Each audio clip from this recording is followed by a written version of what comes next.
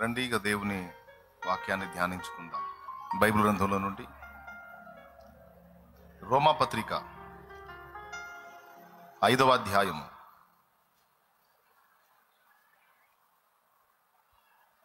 రోమాపత్రిక 5వ అధ్యాయము 17వ వచనం నుంచి చదువుకుందాం. చూడండి. మరణము ఒకని అపరాధం మూలమున వచ్చినదై ఆ ఒకని ద్వారానే ఏలిన ఎడల కృపా బాహుల్యమును నీతి దానము పొందువారు జీవం గలవారై మరి నిశ్చయంగా యేసుక్రీస్తును ఒకని ద్వారానే ఏలుదురు. ఒక నిమిషం.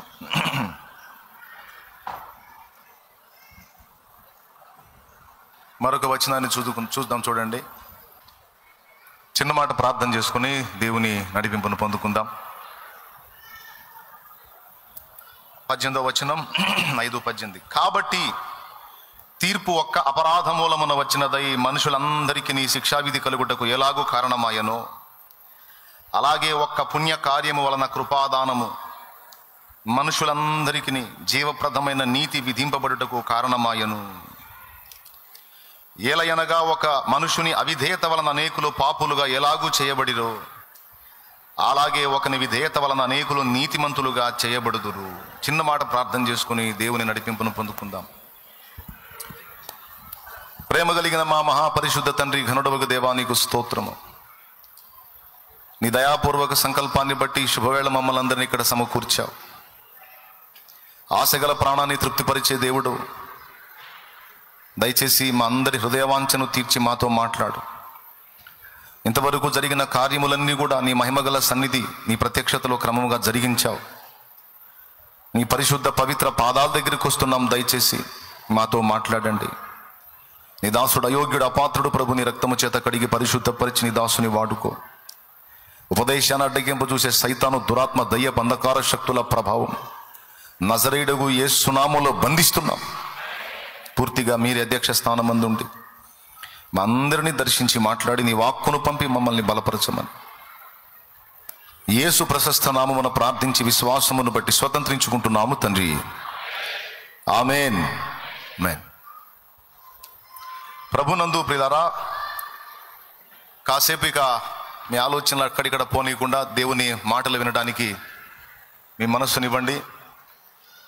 ప్రాముఖ్యమైన సమయంలోనికి వచ్చాం. దేవుని వాక్యాన్ని విందాం. లైవ్ ఉందా? లైవ్లో అందుబాటులోకి వచ్చిన బిడ్డలకు కూడా వందనాలు తెలియజేస్తా ఉన్నాను. ఆయా ప్రాంతాల్లో ఉండి దేవుని ఆరాధన క్రమంలో మీరు కూడా పాలు పంపులు పొందినందుకు దేవునికి స్తోత్రం. ఇంకా వచ్చేవాళ్ళు వచ్చినట్టు ప్రశాంతంగా ఎక్కడోళ్ళు అక్కడ కూర్చొని దేవుని మాటలు వినడానికి ప్రయత్నం చేయండి. మనం చదువుకున్నటువంటి వాక్య భాగంలో మానవుడు తెచ్చుకున్న సమస్య, దేవుడు తెచ్చినటువంటి పరిష్కారం.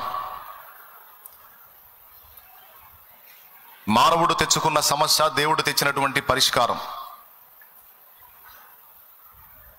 మానవుణ్ణి దేవుడు నిర్మించినప్పుడు ఒక యంత్రంలాగా, ఒక రోబోలాగా తయారు చేయలేదు.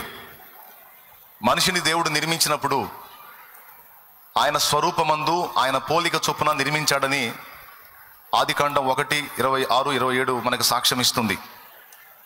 దేవుడు మానవుని నిర్మించేటప్పుడు మన స్వరూపమందు మన పోలిక చొప్పున నరుని చేద్దామని దేవుడు అనుకున్నాడు. అలాగే చేశాడు.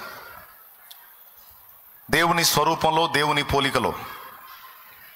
అలాగే దేవుడు ఎలాగైతే స్వేచ్ఛపరుడుగా ఉన్నాడో, స్వతంత్రుడుగా ఉన్నాడో, తను అనుకున్నది చేయడానికి పూర్తి స్వేచ్ఛ దేవుడు కలిగి ఉన్నాడో, అలాగున మనుషుల్ని దేవుడు నిర్మించడానికి పూనుకున్నప్పుడు అలాంటి స్వేచ్ఛాజీవులుగానే చేయాలని నిర్ణయించుకున్నాడు. మనుషుల్ని ఇలా నిర్మించి వాళ్ళకి స్వేచ్ఛనిచ్చినప్పుడు వాళ్ళు ఎలాంటి సమస్య తెచ్చుకుంటారో కూడా దేవుడు ముందే ఎరుగున్నాడు. ఆయన భూత భవిష్యత్ వర్తమాన కాలములను ఎరిగున్న దేవుడు. రేపేం జరుగుతుందో మనకు తెలియదు, ఇంకా సేపటికి ఏం జరుగుతుందో మనకు తెలియదు. కానీ దేవునికి నిన్న ఏం జరిగిందో తెలుసు, నేడేం జరుగుతుందో తెలుసు, రేపు ఏం జరగబోతుందో తెలుసు, ఇంకా 10 సంవత్సరాలకు ఏం జరగబోతుందో తెలుసు. ఎందుకంటే ఆయన అన్ని కాలములలో ఉండువాడు. ఆయన మనుషులను నిర్మించక ముందే మనుషులను నిర్మిస్తే వాళ్ళు ఎలాంటి సమస్య తెచ్చుకుంటారో దేవుడు ముందటనే ఎరుగున్నాడు. ఏమిటి ముందుగా వాళ్ళు ఎదుర్కొనేటువంటి సమస్య అంటే, దేవుని తీర్పు. దేవుడు అనుగ్రహించినటువంటి స్వేచ్ఛను మనిషి దుర్వినియోగం చేస్తాడని దేవుడికి తెలుసు. మనుషుల్ని చేసినప్పుడు దేవుడు ఎట్లా చేశాడు? రోబోల్లా చేయలేదు. సొంత చిత్తము, సొంత ఇష్టము, సొంత అభిప్రాయాన్ని నెరవేర్చుకోవడానికి పూర్తి స్వేచ్ఛ కలిగిన వారుగా మానవులను దేవుడు నిర్మించాడనే సంగతి మర్చిపోవద్దు. అలా నిర్మించబడ్డ తర్వాత మనుషులు ఏం చేస్తారో, దేవుని ఉగ్రతకి ఎలా గురవుతారో, దేవుని తీర్పుని ఎలా పొందుకుంటారో కూడా దేవుడు ముందే ఎరుగున్నాడు. తెలుసు దేవునికి. అయితే సమస్య వచ్చిన తర్వాత పరిష్కారాన్ని వెతుక్కుంటాడు మనిషి. సమస్య రాకముందే, సమస్యను ముందే దృష్టించి దానికి పరిష్కారాన్ని సిద్ధపరుస్తాడు దేవుడు. ఇది దేవుని పద్ధతి. ఆరంభం నుంచి కూడా ఆయన పద్ధతి అదే. మనకి మానవ సంబంధమైన మనస్సును బట్టి దేవుణ్ణి ఎరిగి కూడా మనం ఒత్తిడికి గురవుతాం. కానీ నిజంగా మనం దేవుణ్ణి సరిగా ఎరిగుంటే సంగతులన్నీ ముందే దేవుడు ముగించాడని తెలుసుకొని పెను తుఫానులో కూడా విశ్రాంతిని అనుభవించగలుగుతాం. ఘోరమైన ఒత్తిళ్లలో సైతం విశ్రాంతిని అనుభవించగలుగుతాం. ఎందుకంటే దేవుడు పరిష్కరించలేని సమస్య ఏదీ లేదు. లోకంలో వ్యక్తులు అంటారు అన్యులు, శతకోటి దరిద్రాలకి అనంతకోటి ఉపాయాలని. ఏంటి? శతకోటి దరిద్రాలకి అనంతకోటి ఉపాయాలని లోకంలో అన్యులు అంటారు. అన్యులకి ఎంత నిరీక్షణ! శతకోటి దరిద్రాలకి అనంతకోటి ఉపాయాలంటే 100 కోట్ల దరిద్రాలు అంటే సమస్యలు ఉంటే వాటికి అనంత కోటి పరిష్కారాలు ఉన్నాయి అంటే లెక్కలేనన్ని పరిష్కారాలు ఉన్నాయని వాళ్ళే ఎంత నిశ్చయితతో ఉన్నారో. నిజంగా అన్యులకి మరి దేని బట్టి ఆ ధైర్యం నాకు తెలియదు. కానీ క్రీస్తు యేసునందున్న మనకైతే ఖచ్చితంగా అలాంటి ధైర్యం ఉండాలి. ఎందుకంటే శతకోటి దరిద్రాలు కాదు, సహస్ర కోటి దరిద్రాలున్నా దానికి అనంతకోటి పరిష్కారాలు దేవుడు ముందే సిద్ధపరిచి వదిలేశాడు. ఒకవేళ దేవుడు డీల్ చేయలేని సమస్య ఏదన్నా దేవుడు మనుషులలో కానీ దూతలలో కానీ కనుగొన్నట్లయితే, దేవుడు పరిష్కరించలేని సమస్యలు ఏవైనా, దేవుడు డీల్ చేయలేని సమస్యలు ఏవైనా దేవుడు సృష్టికి పూర్వమే కనుగొన్నట్లయితే ఈ సృష్టి చేయకపోవును. సృష్టి చేయడు. సృష్టి చేయడానికి పూనుకున్నప్పుడే ఆది నుంచి అంతవరకు మొత్తాన్ని చూసేశాడు.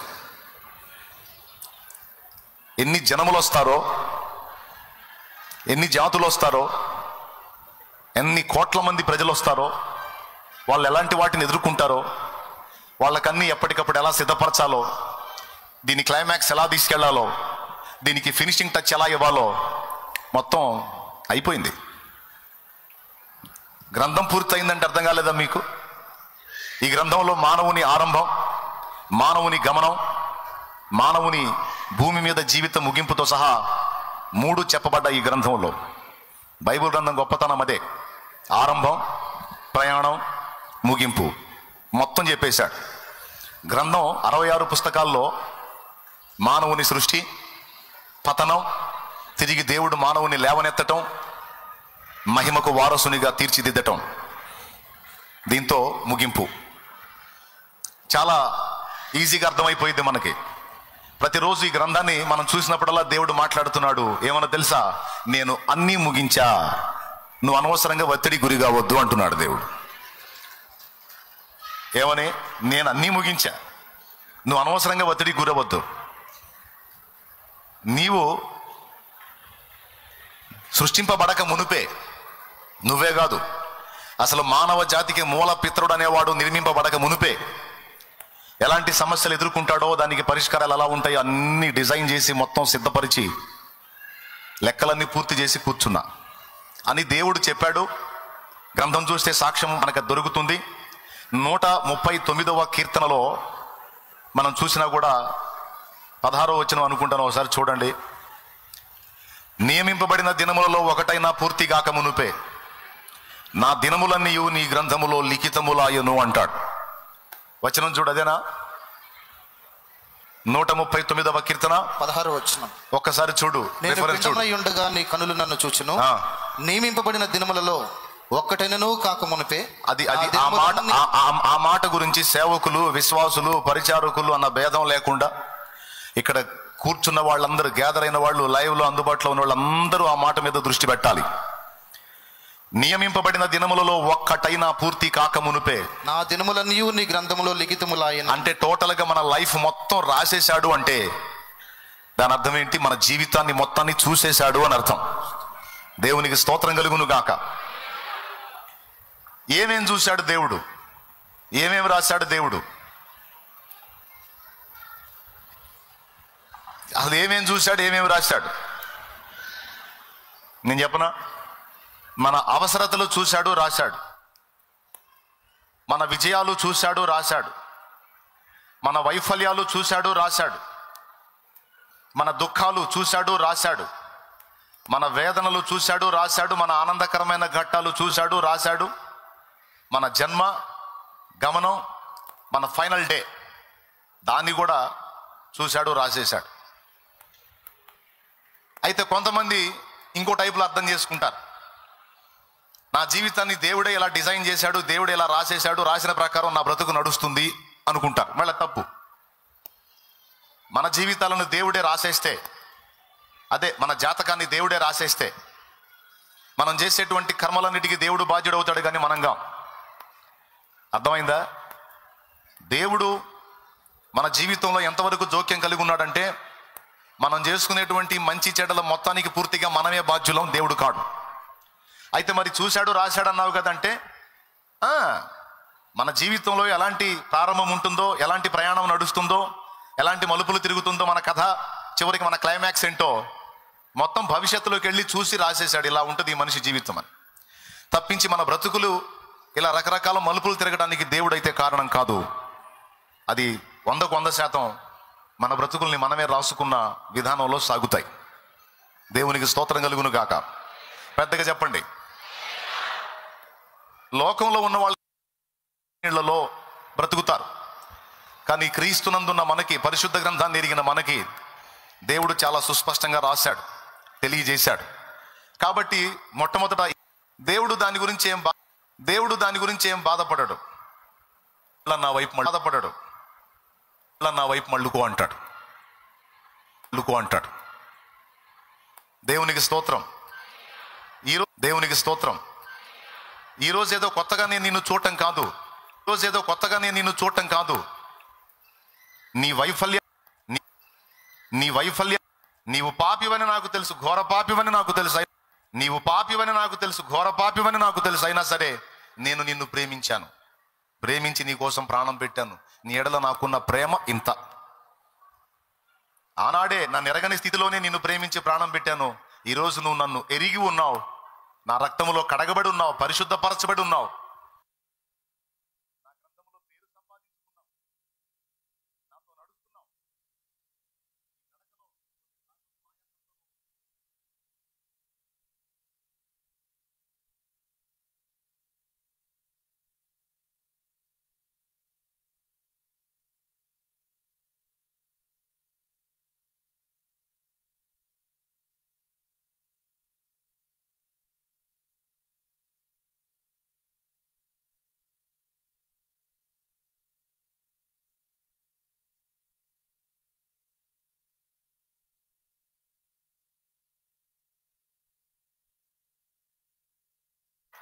ఇక్కడ అదే చెప్పాడు.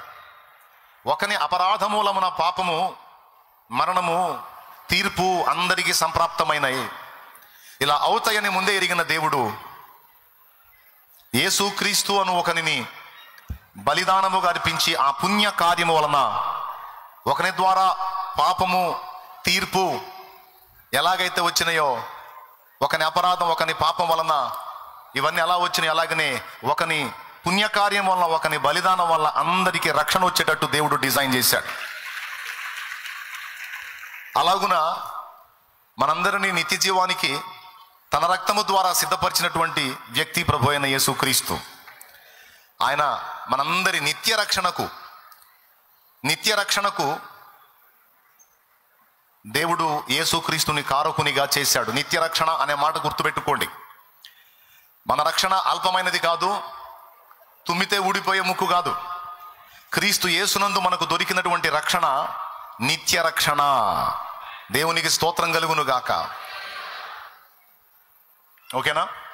రైట్. కాబట్టి ఈ ముందు మాట ద్వారా మీరందరూ నెమ్మది పొందుతారు, కొంచెం స్వాంతన పొందుతారు, ధైర్యం తెచ్చుకుంటారని ఈ విషయాన్ని మీతో పంచుకున్నా. నీ అవసరాలు, నీ అక్కరలు, నీ సమస్యలు, నువ్వు ఎదుర్కొంటున్న ఒత్తిళ్ళు, అవి నీ కుటుంబానికి సంబంధించినవి కావచ్చు, వ్యక్తిగతంగా నీకు సంబంధించినవి కావచ్చు, అవి నీ బిడ్డలకు సంబంధించినవి కావచ్చు, అవేవైనా కావచ్చు.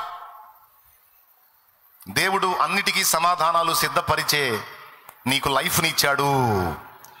అన్నిటికీ సమాధానాలను సిద్ధపరిచే నీకు జీవితాన్ని ఇచ్చాడు అనేది అందరూ గుర్తించండి. ఇది మనం తీసుకున్నప్పుడు ఏం జరిగిద్దంటే ముందు హృదయంలో నెమ్మది వచ్చింది.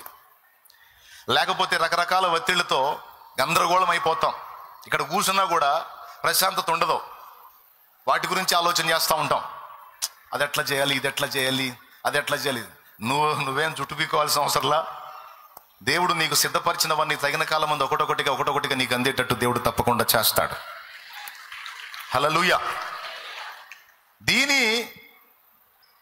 ఈ సంగతిని నీవు విశ్వసించిన ఎడల విశ్రాంతిని అనుభవించగలవు. ఈ సంగతిని విశ్వసించని ఎడల నీవు అవిశ్రాంతిలో, ఆవేదనలో, దుఃఖంలోనే నీ బ్రతుకును తెల్లార్చుకుంటావు. నేను నా జీవితంలో దేవుడు నాకు నేర్పిన పాఠం ఇది. ప్రతి ఘట్టంలోనూ దేవుడు నన్ను అడిగే ప్రశ్న ఒకటే, నీవు నన్ను నమ్ముచున్నావా?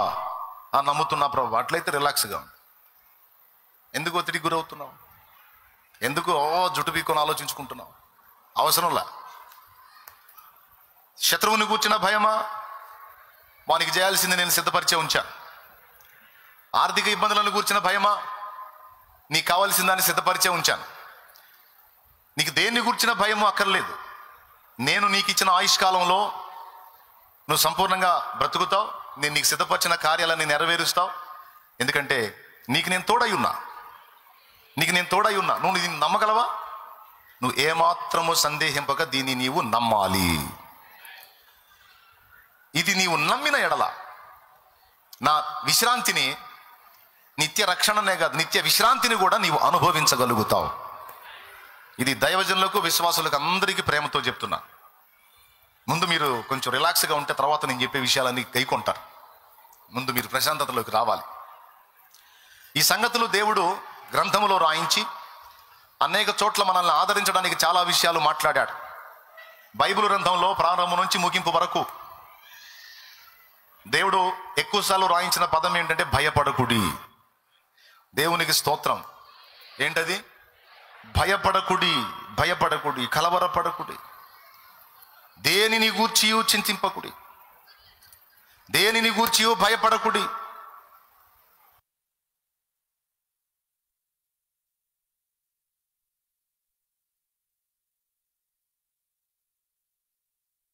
ఏంటో తెలుసా? భయపడకుడి. యాయిరు వచ్చాడు కూతురు చనిపోతుందని. ప్రభువా నా ఇంటికి వచ్చి నా బిడ్డను బ్రతికించని కోరుకున్నాడు. ప్రభు బయలుదేరాడు.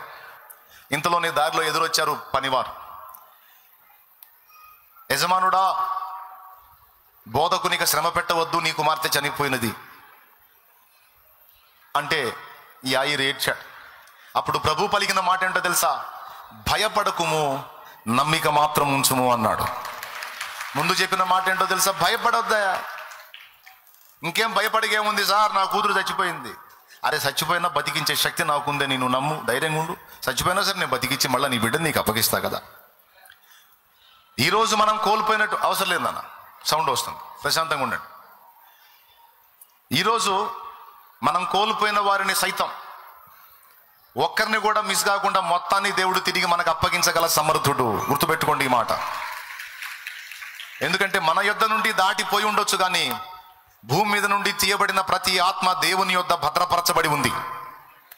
మనం పోగొట్టుకున్న మన వాళ్ళ ఆత్మలు సైతం దేవుని దగ్గర భద్రంగా ఉన్నాయి. వాళ్ళ గురించిన కలవరం కూడా మనకు అక్కర్లేదు. జస్ట్ ఊరు మారారంతే. వాళ్ళు ఒక ఊర్లో ఉన్నారు, మనం ఒక ఊర్లో ఉన్నాం. కాకపోతే భూమి మీద ఉన్న ఊర్లకైతే మనం పోయి వస్తాం, వాళ్ళు రాగలుగుతారు, కానీ వాళ్ళు టోటల్ ఈ ప్రపంచమే మారిపోయారు. పరదైసు అనేటువంటి సుందర ప్రదేశానికి వాళ్ళు తీసుకుపోబడ్డారు, అక్కడ విశ్రాంతిలో ఉన్నారు వాళ్ళు. కాబట్టి కోల్పోయిన మన వాళ్ళని కూర్చున్నటువంటి చింత కూడా మనకు అక్కరలేదని దేవుడు ధైర్యపరుస్తున్నాడు. అన్నిటికంటే బాధాకరం అదైతే, దాని విషయంలో కూడా నీకు చింత అక్కర్లేదు, మొత్తాన్ని తిరిగి లేపి నీకు నిత్యము నీతోనే ఉండేటట్టు నేను చేస్తాను, దాని గురించి కూడా నీకు దిగులు అక్కర్లేదని దేవుడు చెప్పాడు. తరచుగా ఈ మాటలు నేను చెప్తాను, ఎందుకంటే ఇవన్నీ లేఖనాలే. వీటన్నిటిని ఎందుకు దేవుడు రాయించాడంటే, ఆయన యందు విశ్వాసం ఉంచి మనం విశ్రాంతిలో ఉండాలని దేవుడు కోరుకుంటున్నాడు. పాయింట్ నెంబర్ 1, దేవునికి స్తోత్రం. అలాగే నిత్యము సంతోషంగా మనం జీవించాలని దేవుడు కోరుకుంటున్నాడు. ఒకటి విశ్రాంతి, రెండవది సంతోషము మరియు ఆనందం, మూడవది సమాధానం. సమాధానంగా మన హృదయం ఉండాలని, సంతోషంగా ఉండాలని, విశ్రాంతిలో ఉండాలని నా తండ్రి కోరుకుంటున్నాడు. భయము నుండి విడుదల పొందటమే విశ్రాంతి. భయము నుండి విడుదల పొందటమే విశ్రాంతి. మనుషులకి ఎన్నో రకాల ఒత్తిళ్ళు, టెన్షన్స్, ఎవరికి తగ్గ భయాలు వాళ్ళకున్నాయి, ఎవరికి ఉన్న ఒత్తిళ్ళు వాళ్ళకున్నాయి. ఈ భయం నుండి విడుదల పొందడానికి, కాసేపు శాంతి పొందడానికి మనుషులు రకరకాల మార్గాలు వేసుకున్నారు. కొంతమంది మందు తాగుతారు, ఆ మందు తాగి ఆ మత్తులో మైకోలో నిద్రపోతారు, ఆ కాసేపు విశ్రాంతి. నీకు తెలుసా లోకం కూడా విశ్రాంతి ఇచ్చిద్దని, లోకం కూడా శాంతినిచ్చిద్దని మీకు తెలుసా? అయితే లోకం ఇచ్చే శాంతి వేరు, ప్రభువు ఇచ్చే శాంతి వేరు. ప్రభువునందు విశ్వాసం ఉంచిన వారికి దేవుడిచ్చే విశ్రాంతి గొప్పది. లోకం ఇచ్చే శాంతి, సినిమా హాల్కు పోతే 3 గంటలు, బార్ షాపుకు పోతే మరికొన్ని గంటలు, ఆ కిక్కున్నంత వరకు మత్తుడై ఉంటాడు, ఏం అర్థం కాదు. అది దిగిందంటే మళ్ళా స్టార్ట్ అయ్యింది టెన్షన్. అలాగున లోకం ఇచ్చేటువంటి విశ్రాంతి తాత్కాలికమైంది, కొంతకాలం కొంతసేపే. అది దిగగానే మళ్ళా వీడికి దడ స్టార్ట్ అయింది. కానీ దేవుని బట్టి ఒకడు పొందేటువంటి ధైర్యం, విశ్రాంతి స్థిరమైనది, శాశ్వతమైనది. ఎందుకంటే నిత్యము నాకు తోడై ఉన్న ఒకడు ఉన్నాడు, ఆయన అందరికంటే అన్నిటికంటే బలవంతుడు. ఆయన ఈ విశ్వమంతటికి రాజు. ఆయన నాకు ప్రామిస్ చేశాడు, ఆయన నాకు వాగ్దానం చేశాడు. ఏమనంటే, నేను నీకు నిత్యము తోడై ఉంటాను అని. నిబ్బరము కలిగి ధైర్యముగా నుండని ఆయన నాకు వాగ్దానం చేశాడు. నీ సమస్యలన్నిటికీ పరిష్కారాలు ముందే చేసి ముగించాను, తప్పకుండా తగిన కాలం అందు అన్నీ నీకు అందుతాయి కనుక ఇది నీవు నమ్మిన ఎడల నెమ్మదిగా ఉండమని నా ప్రభు కోరుతున్నాడు. కనుక నేను ఆయనను విశ్వసిస్తున్నాను, కనుక నేను ప్రశాంతంగా ఉంటాను, నెమ్మదిగా ఉంటానని విశ్వాసం గలవారు దేవుడు అనుగ్రహించే విశ్రాంతి పొందుతారు. మనం నిద్రలేమి కలిగి ఉండడం దేవుడు ఇష్టపడడు. ప్రశాంతంగా మనం నిద్రపోతే దేవుడు సంతోషపడతాడు. మనం అన్నాహారాలు మానుకొని వేదనతో ఉండటం దేవుడు ఇష్టపడడు. కడుపుకంత ఆహారం తిని కాస్త నిమ్మలంగా ఉండటం కూడా దేవుడు ఇష్టపడతాడు. నువ్వు ఎప్పుడు ఏడుపు కొట్టు మొఖాలు వేసుకొని దుఃఖంలో, ఆవేదనలో మనం ఉండటం దేవునికి ఇష్టం లేదు. సమస్యలు ఎన్నో ఆయన బట్టి ధైర్యం తెచ్చుకొని నువ్వు ఎప్పుడు సంతోషంతో కళకళలాడటమే దేవునికి ఇష్టం. నీ పిల్లలు ఎప్పుడైనా ఏడుపు కొట్టు ముఖం వేసుకొని నీ ముందు తిరుగుతూ ఉంటే నువ్వు ప్రశాంతంగా ఉండగలవా? ఉండగలవా? నీ పిల్లలు ఏడుపు కొట్టు ముఖం వేసుకొని భయంతో, టెన్షన్తో, ఆవేదనతో, కలవరంతో నీ ముందు తిరుగుతూ ఉంటే నువ్వు ఆ రోజు ప్రశాంతంగా గడపగలవా? అన్నీ పక్కన పెట్టి, ఏందిరా నీ బాధ అని ముందు బిడ్డను అడుగుతావు. అన్నిటినీ పక్కన పెట్టి, ఏందమ్మా నీ గొడవ, ఏంది ఆ ముఖం ఏంది, ఆ ఏడుపు ఏంది, ఆ టెన్షన్ ఏంది, ఆ దడేంది, ఏంది చెప్పు, ఏదో ఒకటి అమ్మాయినా వైనం చేద్దాం, ఏంటి సమస్య ఏంటని అడిగి ఆ పరిష్కారం చేసి ఆ కూతురు కొడుకు నెమ్మదిగా ఉంటే అప్పుడు నువ్వు ప్రశాంతంగా ఉంటావు. అలా లేకపోతే వాళ్ళ దడేమో కానీ ముందు నీకు దడ ఎక్కువ అయింది. దేవుడు మన తల్లి కంటే తండ్రి కంటే ఎక్కువ.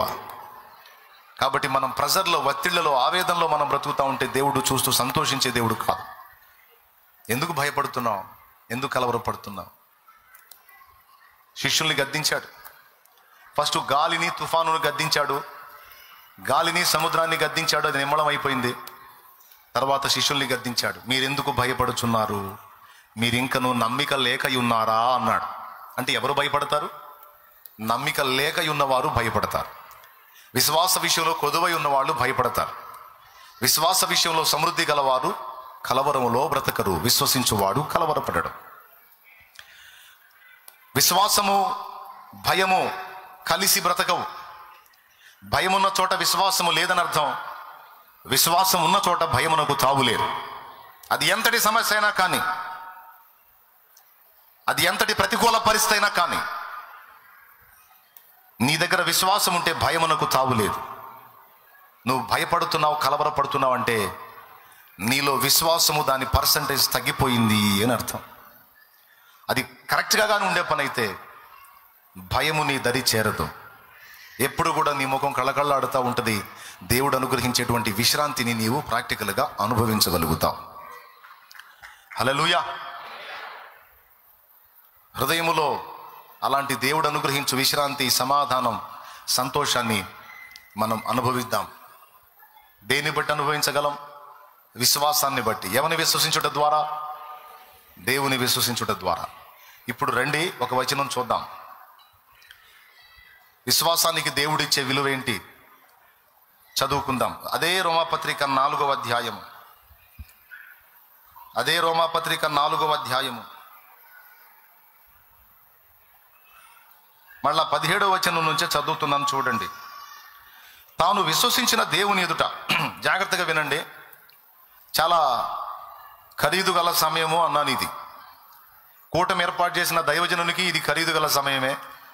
ఎందుకంటే లక్షల రూపాయల ఖర్చు. కూటానికి గ్యాదర్ అయిన మీకు కూడా ఇది ఖరీదు గల సమయమే. మీరు కూడా పెద్ద మొత్తాలు ఖర్చు పెట్టుకొని వచ్చి ఉండొచ్చు, చాలా ప్రయాసపడి వచ్చి ఉండొచ్చు. కాబట్టి ఏముందిలే ఒక కూటానికి వచ్చానని మీరు ఫీల్ అవ్వద్దు. చాలా విలువైన సమయానికి నువ్వు వచ్చావు. నీకు అందిస్తున్న మాటలు కూడా విలువైనవే. వాటిని నీవు గైకొన్న ఎడల ధన్యుడివి, ధన్యురాలివి. సో మొదటి సంగతి అయిపోయింది. ఇప్పుడు మరొక విషయాన్ని మనం చూద్దాం. చూడండి, అబ్రహాముని గురించి ఇక్కడ మాట్లాడుతున్నాడు. తాను విశ్వసించిన దేవుని ఎదుట, అనగా మృతులను సజీవులనుగా చేయువాడును, లేని వాటిని ఉన్నట్టుగానే పిలుచువాడునైన దేవుని ఎదుట అతడు మనకందరికీ తండ్రి అయి ఉన్నాడు.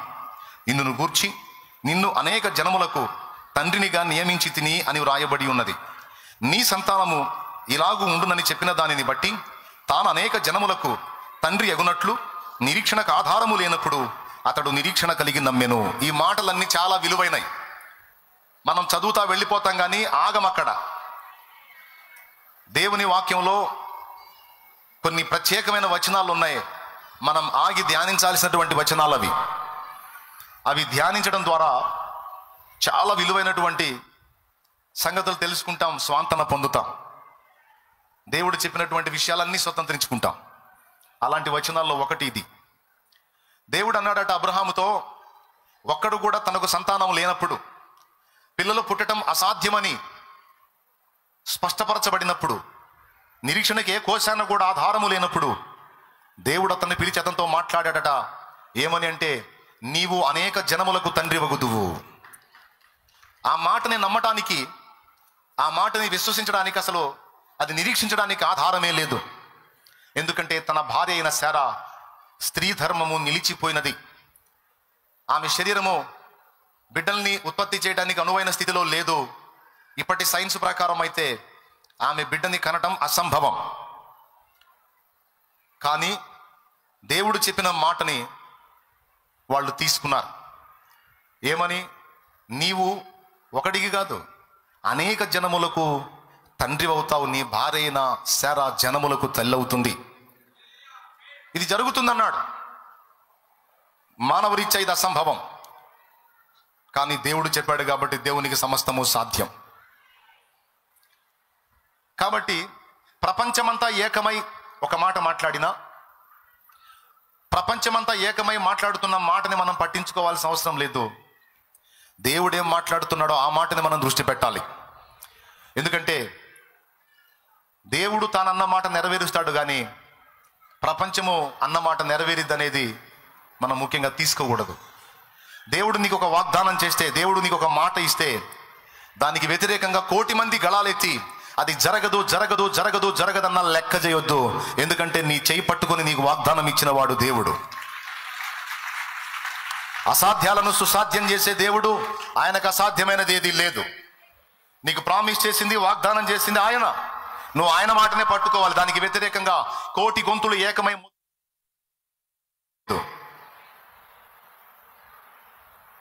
ఇది అబ్రహాము తీసుకున్న తీర్మానం. మనకు వ్యతిరేకంగా మాట్లాడే గొంతులు 3 ఉంటాయి. ఒకటి సాతాను స్వరం. వాడెప్పుడు మనల్ని దిగజార్చే మాటలే మనకి వినిపిస్తూ ఉంటాడు. రెండవది మానవ స్వరం. అంటే మనుషులు వాళ్ళ అనుభవాలను బట్టి వాళ్ళు ఏదో సోది చెప్తా ఉంటారు. సాతానేమో మనల్ని కృంగదీయటానికి వాడు సోది వాడు చెప్తాడు. మనుషులు కూడా వాళ్ళ అనుభవాలను బట్టి వాళ్ళ సోది ఏదో వాళ్ళు చెప్తారు. ఇది ఎట్లా జరిగింది, అది ఎట్లా జరిగింది, ఇది సాధ్యం కాదు, అది సాధ్యం కాదని. మేము కూడా ట్రై చేసాం, కుదరలేదు, వల్ల కాలేదని వాళ్ళ సోది వాళ్ళు చెప్తారు. ఈ 2 సోదులు అటు పక్కన పెడితే మనలో నుంచి ఒక సోది మొదలుపెట్టి మనకిన పడుతుంటది. ఇది మన సోది అన్నమాట. అంటే తెలుసా మీకు, మన మనసే మనకు చెప్తుంటది ఇది ఎలా జరిగిద్ది, అది ఎలా జరిగిద్ది, ఇది సాధ్యం కాదు కదా, ఇది కష్టం కదా. ఇది ఒక సోది. మొత్తం 3 సోదులు. ఫస్ట్ సోది ఎవరిది? సైతానుగాడి సోది. మన విశ్వాసాన్ని దిగజార్చడానికి, కృంగదీయటానికి, నిరాశపరచడానికి వాడు గళాన్ని ఎప్పుడు వాడతాడు వాడు. రెండవది మనుషులు. కొంతమంది ఉంటారు, వాళ్ళతో అరగంట గడిపామంటే చాలు నరాల వీక్నెస్ వచ్చింది మనకి. ఎంత విశ్వాసంగా ఉండి కూడా ఛార్జింగ్ మొత్తం దించేస్తారు వాళ్ళు. మంచి పనులు. శల్య సారథ్యం అంటారు. శల్యుళ్ళు లాంటి వాళ్ళు ఉంటారన్నమాట.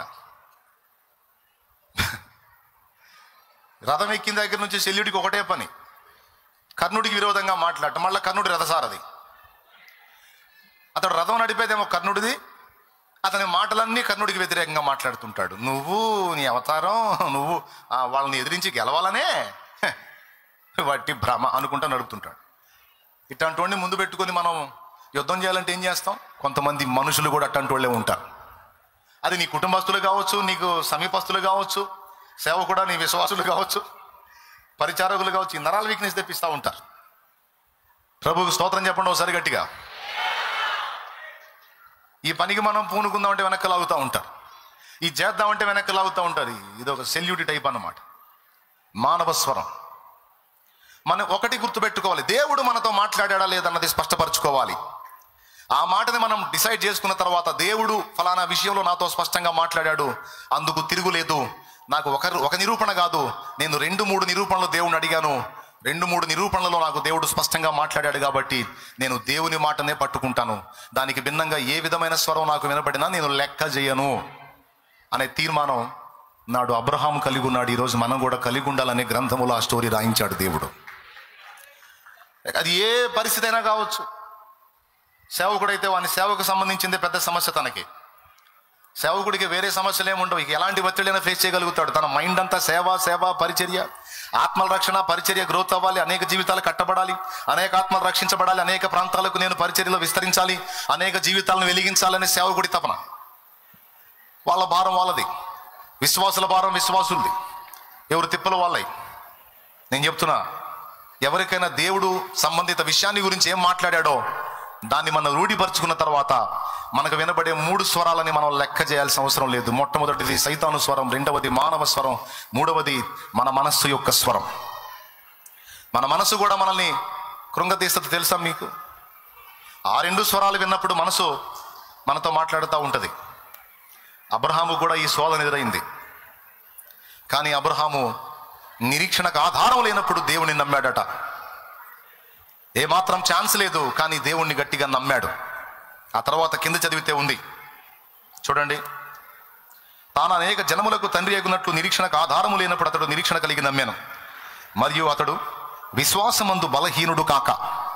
నువ్వు శారీరకంగా బలహీనుడు కావచ్చు బాబు, విను, ఇంట్రెస్ట్ ఉంటే రాసుకో.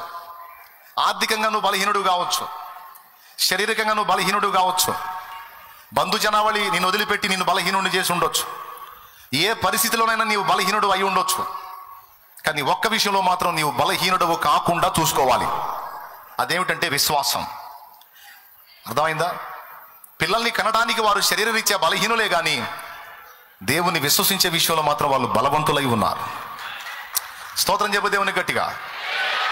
దేవుని విశ్వసించే విషయంలో వారు బలవంతులై ఉన్నారు. చూడండి,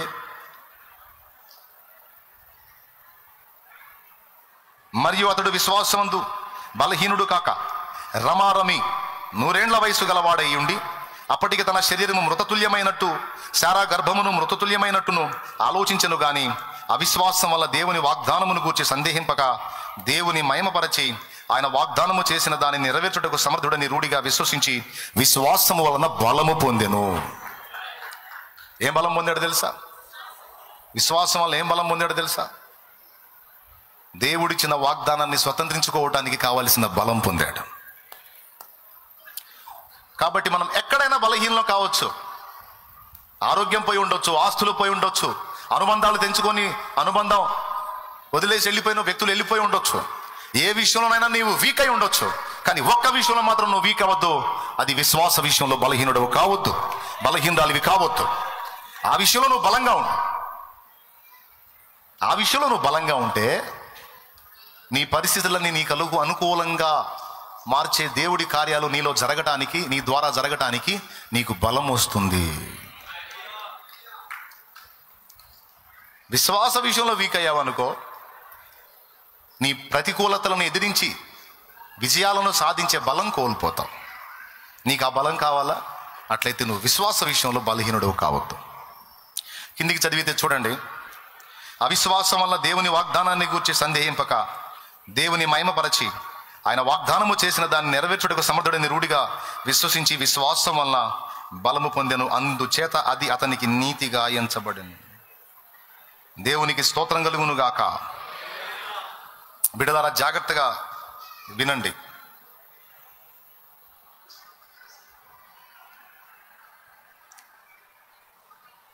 విశ్వాసం వలన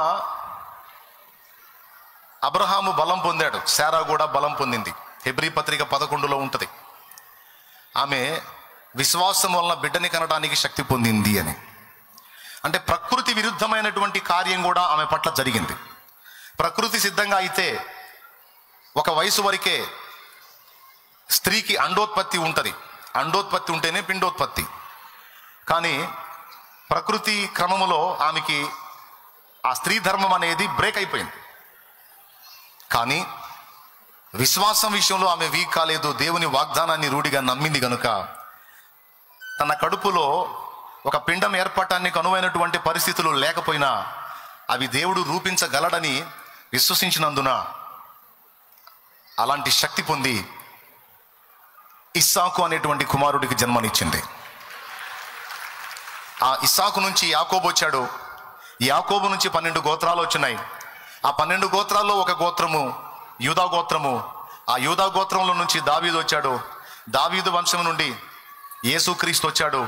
ఆ యేసుక్రీస్తునందు భూలోకములోని సకల జనములు ఆశీర్వదించబడ్డారు. భూలోకములోని సకల జనములు విశ్వాసమును బట్టి అబ్రహాము సంతానమయ్యారు. ఒక్కడనే ఇచ్చాడు. ఆ ఒకటి నుండి ఇంకొకడు, ఆ ఒకటి నుండి 12, ఆ 12 నుంచి జనాలు వచ్చారు. మరి వాళ్ళు కాక యూదా గోత్రం నుంచి రక్షకుడు వచ్చాడు. ఆ రక్షకుడిని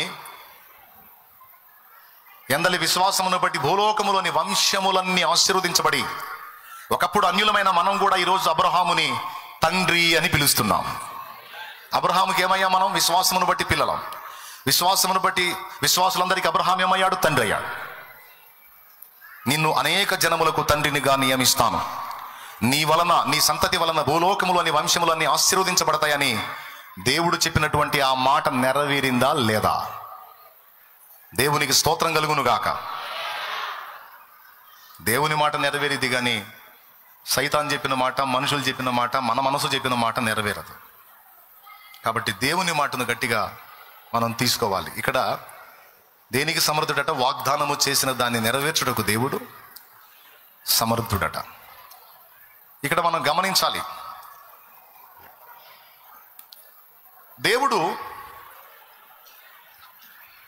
తన ఇష్టాలను నెరవేర్చుకోవటమే కాదు, మన ఇష్టాలను కూడా గౌరవిస్తాడు. బాగా వినండి, దేవుడు తన ఇష్టాలను నెరవేర్చుకోవటమే కాదు, దేవుడు మన ఇష్టాలకు కూడా విలువనిచ్చి మన ఇష్టాలను కూడా నెరవేరుస్తాడు. ఈ రెండు సంగతులు మీకు అర్థం కావాలి. ఎలాగో బైబిల్లో కొన్ని నిరూపణలు మనం చూడొచ్చు. దేవుని ఇష్టాలేంటి? దేవుని ఇష్టాలు ఉదాహరణకి, మీరు సర్వలోకమునకు వెళ్ళి సర్వ సృష్టికి సువార్తను చెప్పండి, ఇది నా ఆజ్ఞ, మీరు వెళ్ళి చెప్పాలి. ఇది నా చిత్తము, నా ఇష్టము, దీన్ని మీరు నెరవేర్చాలి. ఇలాగే ఇంకా కొన్ని విషయాల్లో దేవుడు తన ఇష్టాన్ని నెరవేర్చమని మనకు ఆజ్ఞాపించాడు. కొంతమందిని ఏర్పరచుకొని, ప్రభు 70 మందిని ఏర్పరచుకొని వాళ్ళని వెళ్ళి ప్రకటించమన్నాడు అప్పట్లో.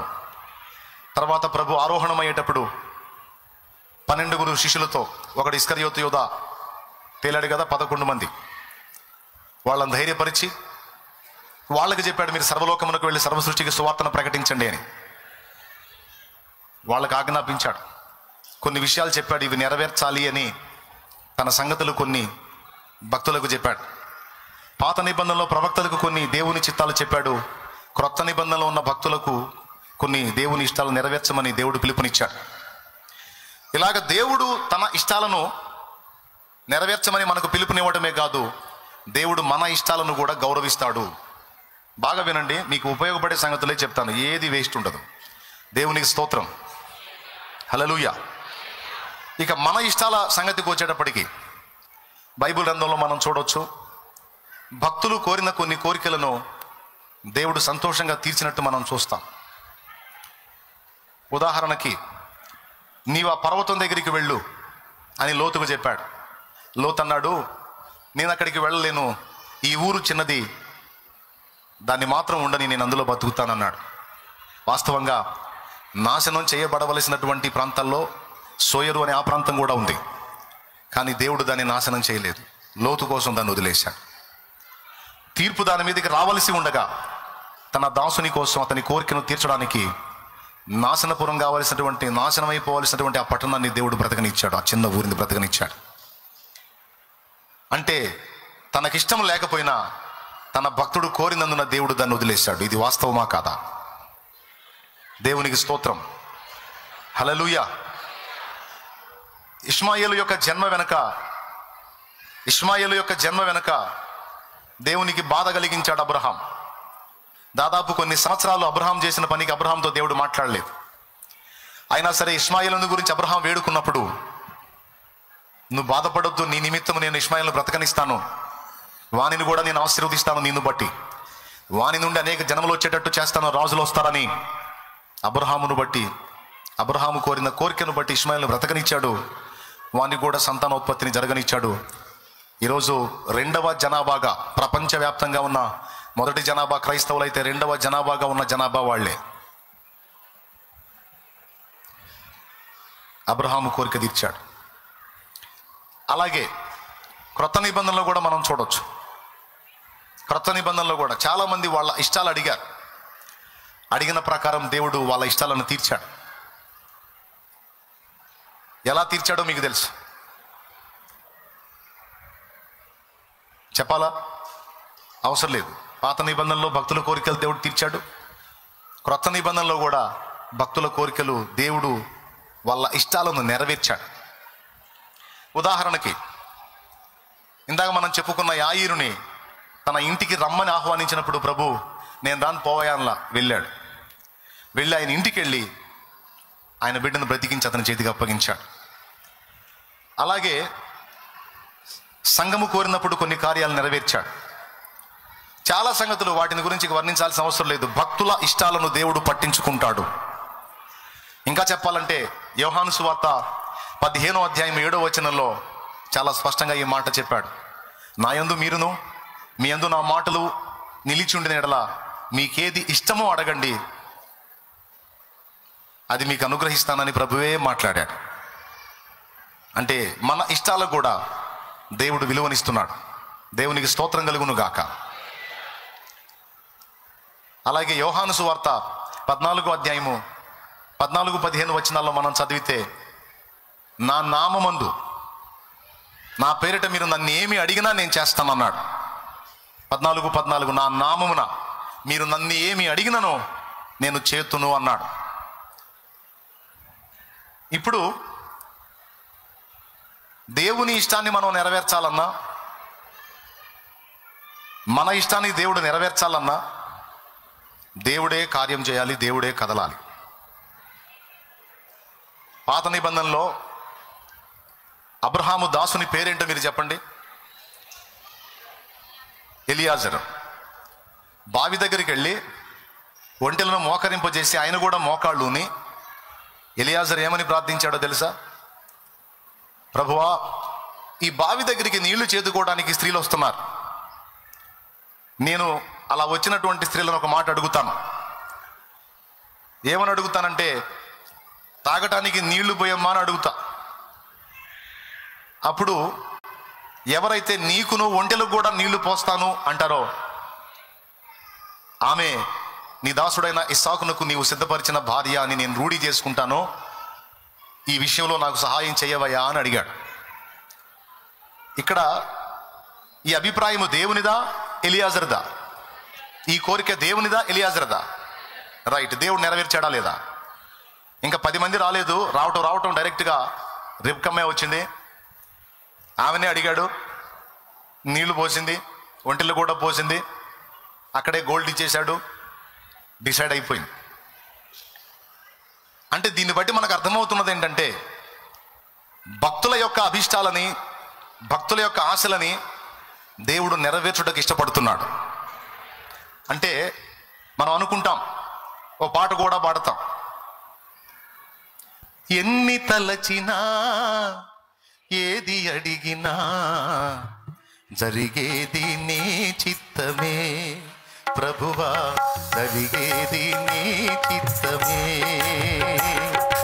ఎన్ని తలచినా ఏది అడిగినా జరిగేది నీ చిత్తమే ప్రభువా, జరగాలి.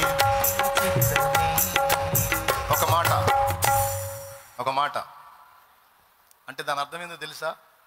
మేమేదో అడుగుతాం కానీ మా పిచ్చితో మేమేం అడిగినా ఏం జరగో, నువ్వేమనుకున్నావు అయ్యే జరుగుతాయని అర్థం. నిజమేనా? అంటే భక్తుల ఇష్టాలతో దేవుడికి పని లేదా? భక్తుల కోరికలతో దేవునికి పని లేదా? మీరు తెలుసుకోవాలి, దేవుడి ఇష్టాలే కాదు, తన బిడ్డల ఇష్టాలను కూడా వెతికి వెతికి దేవుడు తీరుస్తాడు. నిజంగా తీరుస్తాడు. మనం ఆ సాంగ్ని మనం ఫిక్స్ అయిపోయి ఎన్ని అడిగినా వేస్టే సార్, తమరి ఇష్టమే జరిగిద్దండి, కంఠశోష తప్ప ఏం లేదు, సరే నువ్వు ఏం చేయాలనుకున్నా అదే చెయ్యి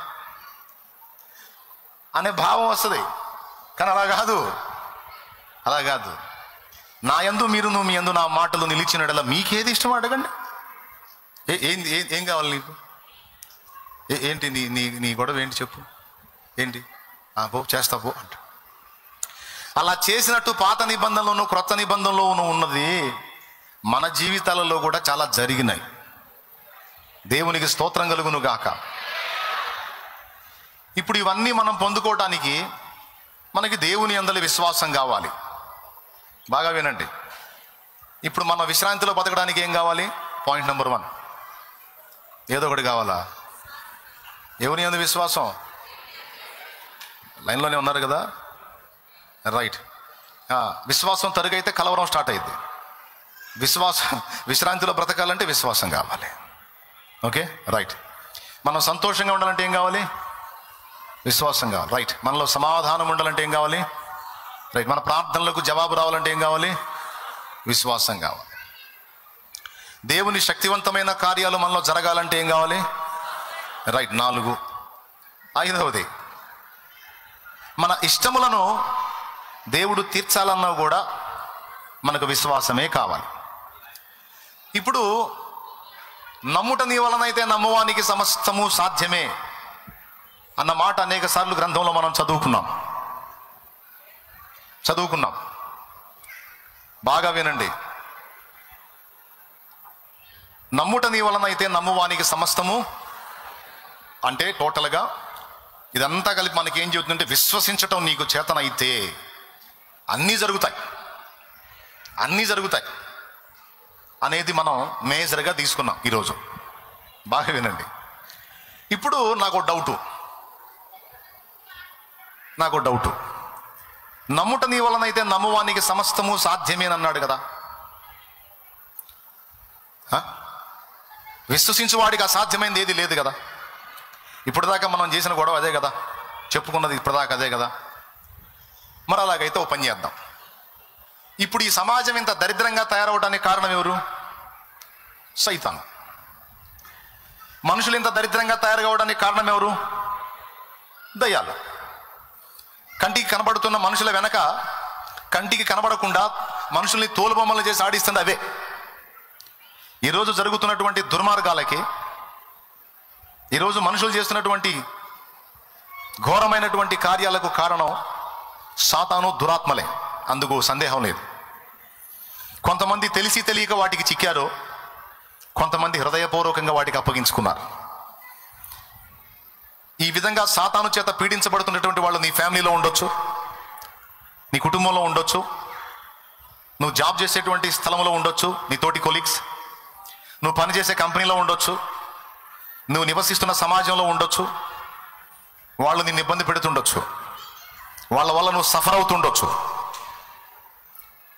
కుటుంబంలో వ్యక్తుల వల్ల కానీ, పనిచేసే స్థలాల్లో కానీ, సమాజంలో ఇరుగు పొరుగుల వల్ల కానీ, బంధువుల వల్ల కానీ, మొత్తానికి ఎటో పక్క నుంచి నువ్వు మనుషుల వల్లనే ఇబ్బంది ఎదుర్కొంటావు. చెట్ల వల్ల, పుట్ల వల్ల, రాళ్ల వల్ల, రప్పల వల్ల నీకు సమస్యలు రావు. ఇదైతే పక్క. ఎంతమంది ఎదుర్కొంటున్నారు అట్లా? అది ఏదో రూపేణ మనుషుల వల్లనే సమస్యలు ఎదుర్కొంటాం మనం. ఇప్పుడు దేవుని పని జరుగుతుంది, సేవకులకు ఒకళ్ళ నుంచి సమస్య. సువార్త ప్రకటించకుండా, మందిరాలు నిర్మించకుండా, వాక్యాన్ని ప్రకటించకుండా, కూటాలు పెట్టుకోకుండా, రాజ్యాంగం మనకిచ్చిన హక్కుల్ని మనం నెరవేర్చుకోకుండా కొంతమంది బయలుదేరారు. వాళ్ళ వల్ల దైవజనులు సఫర్ అవుతున్నారు. వాళ్ళు మనుషులే.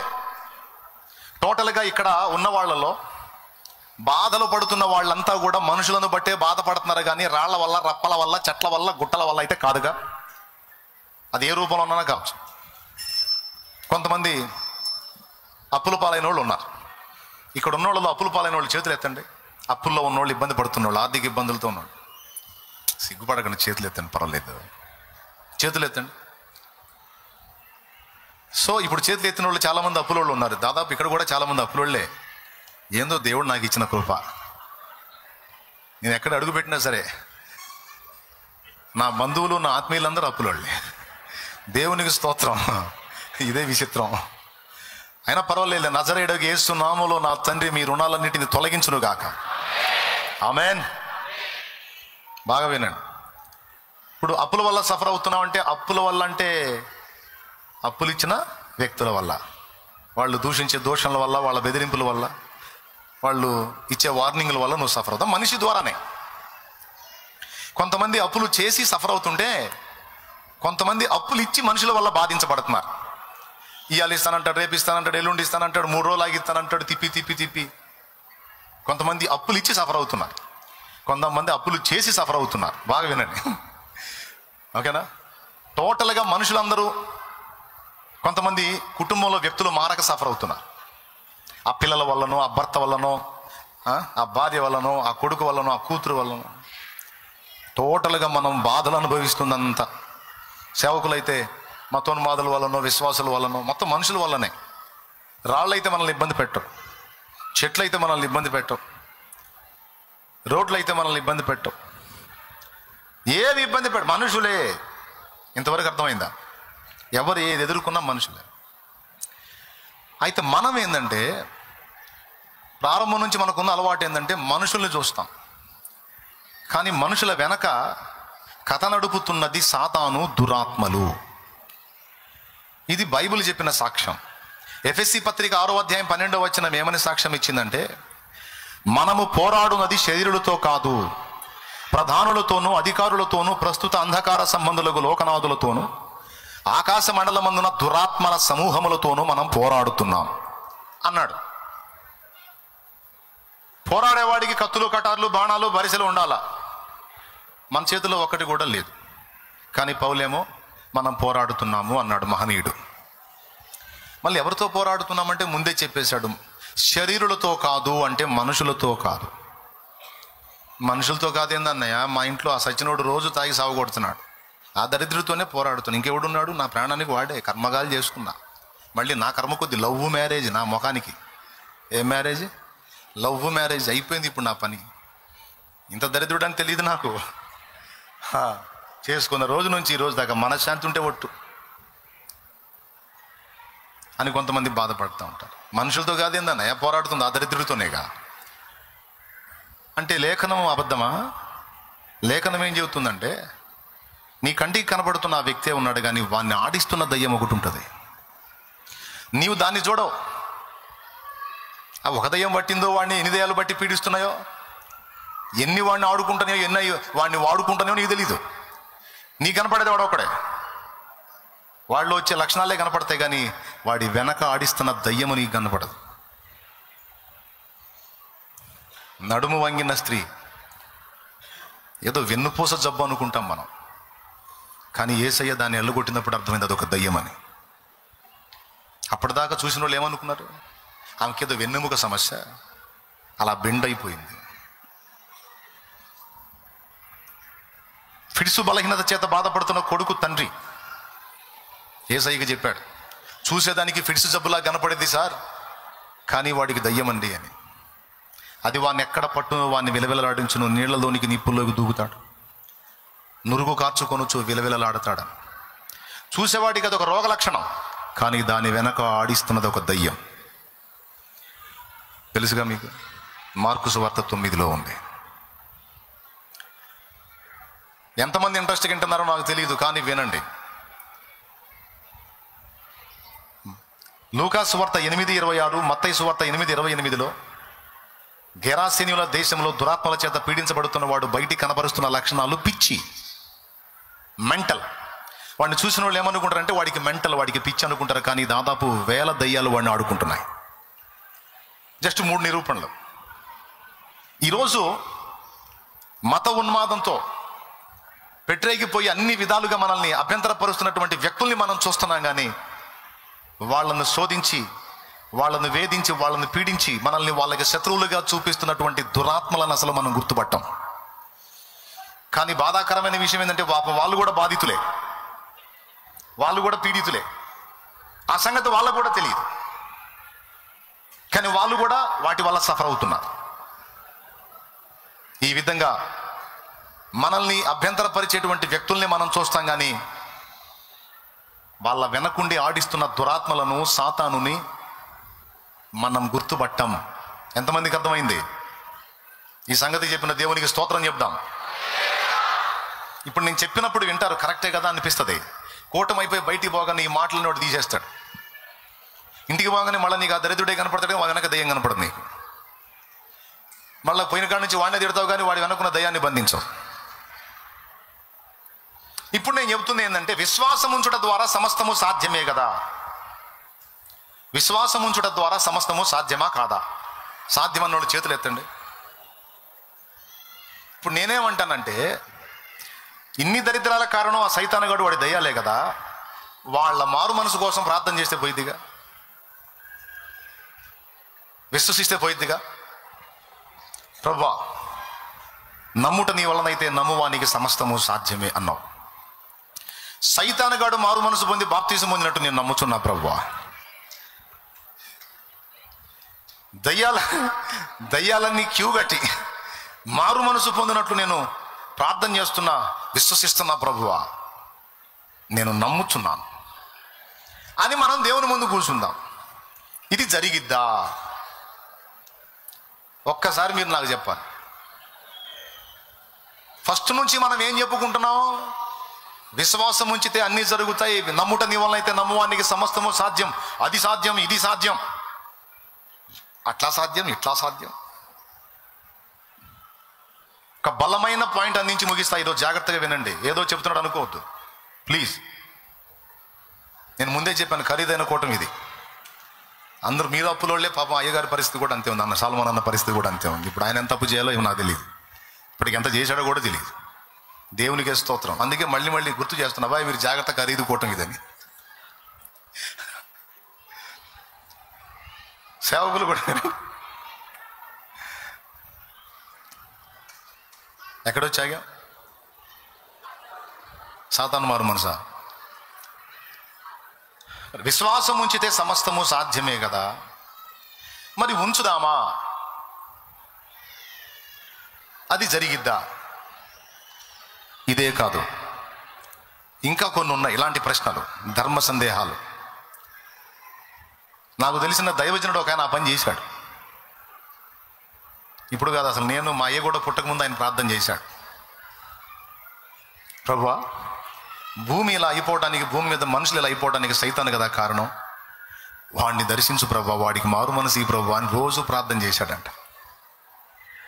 దేవుడు దర్శించి ఆయనతో మాట్లాడాడు, దేవదాసు అది జరగదు, వాడు అన్నీ తెలిసే సాతానుగా మారాడు, వాడు తెలియక అమాయకత్వంలో ఉంటే నేను వాడిని క్రమపరుస్తాను, కానీ తెలిసి వాడు హృదయపూర్వకంగా పాపమునకు అప్పగించుకున్నందున నీ కోరిక నెరవేరదు, ఇది సాధ్యం కాదు, ఆ ప్రార్థన చేయొద్దని చెప్పాడు. అంటే మనం విశ్వాసం ఉంచినా జరగని కార్యాలు కొన్ని ఉన్నాయన్న వివేచన ఈ రాత్రి మనకు ఉండాలి. ఇప్పటిదాకా మొద్దు గుర్తులాగా ఒకటే పట్టుబట్టాం, ఏదైనా జరిగిద్ది విశ్వాసం ఉంచితే, ఏదైనా జరిగిద్దని. వినటానికి బాగుంది కనుక అలా ఫిక్స్ అయిపోయాం. కానీ విశ్వాసం ఉంచినా కూడా అసంభవమైన కార్యములు కొన్ని ఉన్నాయి. ఫర్ ఎగ్జాంపుల్, రెండోది కూడా చెప్తా. ఇప్పుడు రాకడ సంభవాలన్నీ ప్రకటన గ్రంథంలో ముందే చెప్పాడు. ఏం జరుగుతాయి, అంత్యబద్ధ క్రీస్తు పరిపాలన, సంఘము ఎత్తబడుట, సంఘము ఎత్తబడక ముందు ఎదురయ్యేటువంటి పరిణామాలు, పరిస్థితులు, ఏమండి, ముద్రలు విప్పబడటం, బూరలు ఊదబడటం, ఉగ్రతా పాత్రలు కుమ్మరించబడటం, భూమి మీద రకరకాల పరిస్థితులు, విలయాలు, యుద్ధాలు, భూకంపాలు, ప్రకృతి విలయాలు, ఘోరమైన విషయాలు చెప్పాడు ప్రకటనలో. ఇప్పుడు మనం విశ్వాసం ఉంచుదాం, ప్రార్థన చేద్దాం. ప్రభువా, ప్రకటన గ్రంథములో చెప్పబడిన అవేవి జరగొద్దు ప్రభువా, యేసు నామములో తండ్రి అని ప్రార్థన చేద్దాం, విశ్వాసం ఉంచుదాం. ఆగుతాయా? అందరూ చెప్పాలి. అసంభవం అది కూడా. మరి మనం ఒకటే పాయింట్ పట్టుకొని ఎగురుతున్నాంగా, నమ్ముట నీ వలన అయితే నమ్ము అని, సమస్తము సాధ్యమే, సమస్తము సాధ్యమే, సమస్తము సాధ్యమే, సమస్తము సాధ్యమే. ప్రకటన గ్రంథాన్ని మారుద్దామండి ప్రార్థన చేసి, ప్రకటన గ్రంథాన్ని మారుద్దామండి విశ్వాసం ఉంచి, జరిగిద్దా? సైతాను గాడిని మార్చేస్తే గొడవ వదిలిపోద్దండి, అసలు వాడు బాప్తిజం పొందితే దరిద్రం వదిలిపోయిద్ది. జరిగిద్దా? ఇలాగున అసంభవమైన విషయాలు చాలా ఉన్నాయి. ఈరోజు ఒక స్పష్టతకు వద్దాం, వివేచన కలిగి మనం ప్రార్థిద్దాం, దేవుణ్ణి అడుగుదాం. బాగా వినండి. అంటే మనం విశ్వసించినా, మనం మొర్ర పెట్టినా జరగని కార్యాలు కొన్ని ఉన్నాయి. మరి ఏం జరుగుతాయి, ఏం జరగవు, ఏం జరుగుతాయో ఏం జరగవో, మనం ఏ పరిధిలో అడగాలో ఏ పరిధిలో అడగొద్దో మొత్తం మనకి గ్రంథములో దేవుడు అనుగ్రహించేశాడు, గ్రంథములో దేవుడు చెప్పేశాడు. సింపుల్, మీకు ఈజీగా అర్థం కావడానికి చెప్తున్నా. హోటల్కి వెళ్తాం, మనం హోటల్కి వెళ్తాం, ఫస్ట్ ఏం చేస్తాడు, మెనూ షీట్ ఇస్తాడు, మెనూ కార్డు ఇస్తాడు. ఇస్తాడా? ఇడా? అంటే వాళ్ళ హోటల్లో ఏవేవి అందుబాటులో ఉన్నాయో, మనం కోరితే ఏవేవి చేయగలరో అవన్నీ ఆ మెనూ కార్డులో ఉంటాయి. ఇప్పుడు నీకు బిర్యానీ కావాలంటే ఏం బిర్యానీ కావాలి, మటన్ బిర్యానీ కావాలా, చికెన్ బిర్యానీ కావాలా, మరి రొయ్యల బిర్యానీ కావాలా, చేపల బిర్యానీ కావాలా, పీతల బిర్యానీ కావాలా, ఏమండి, నీకు ఏం బిర్యానీ కావాలో అందులో నువ్వు కోరుకుంటే తెస్తాడు. అసలు ఇందులో ఇచ్చినవి కాదు సార్, ఇందులో లేనిది ఒకటి చెప్తా తీసుకోండి అంటే ఏమంటాడు, లేదు సార్ మా దగ్గర అలాంటి సౌకర్యం లేదు, ఇంకో హోటల్కి పోండి అంట. అవునా? ఇక్కడ దేవుడు మనము కోరుకోవలసినవి, దేవుడు సాధ్యపరచగలిగినవన్నీ కూడా గ్రంథములో రాసి నీకు నాకు చేతికి ఇచ్చేశాడు. అది స్తోత్రం చెప్పు. ఇక ఇప్పుడు నువ్వు ప్రార్థించినా విశ్వసించినా రెండు పరిధులు ఉన్నాయి. ఒకటి వాక్య పరిధి, రెండు వాగ్దాన పరిధి. నాయన బాగా వినండి. ఒకటి వాక్య పరిధి, రెండు వాగ్దాన పరిధి. ఈ రెండు పరిధులలోనే నువ్వు అడగాలి.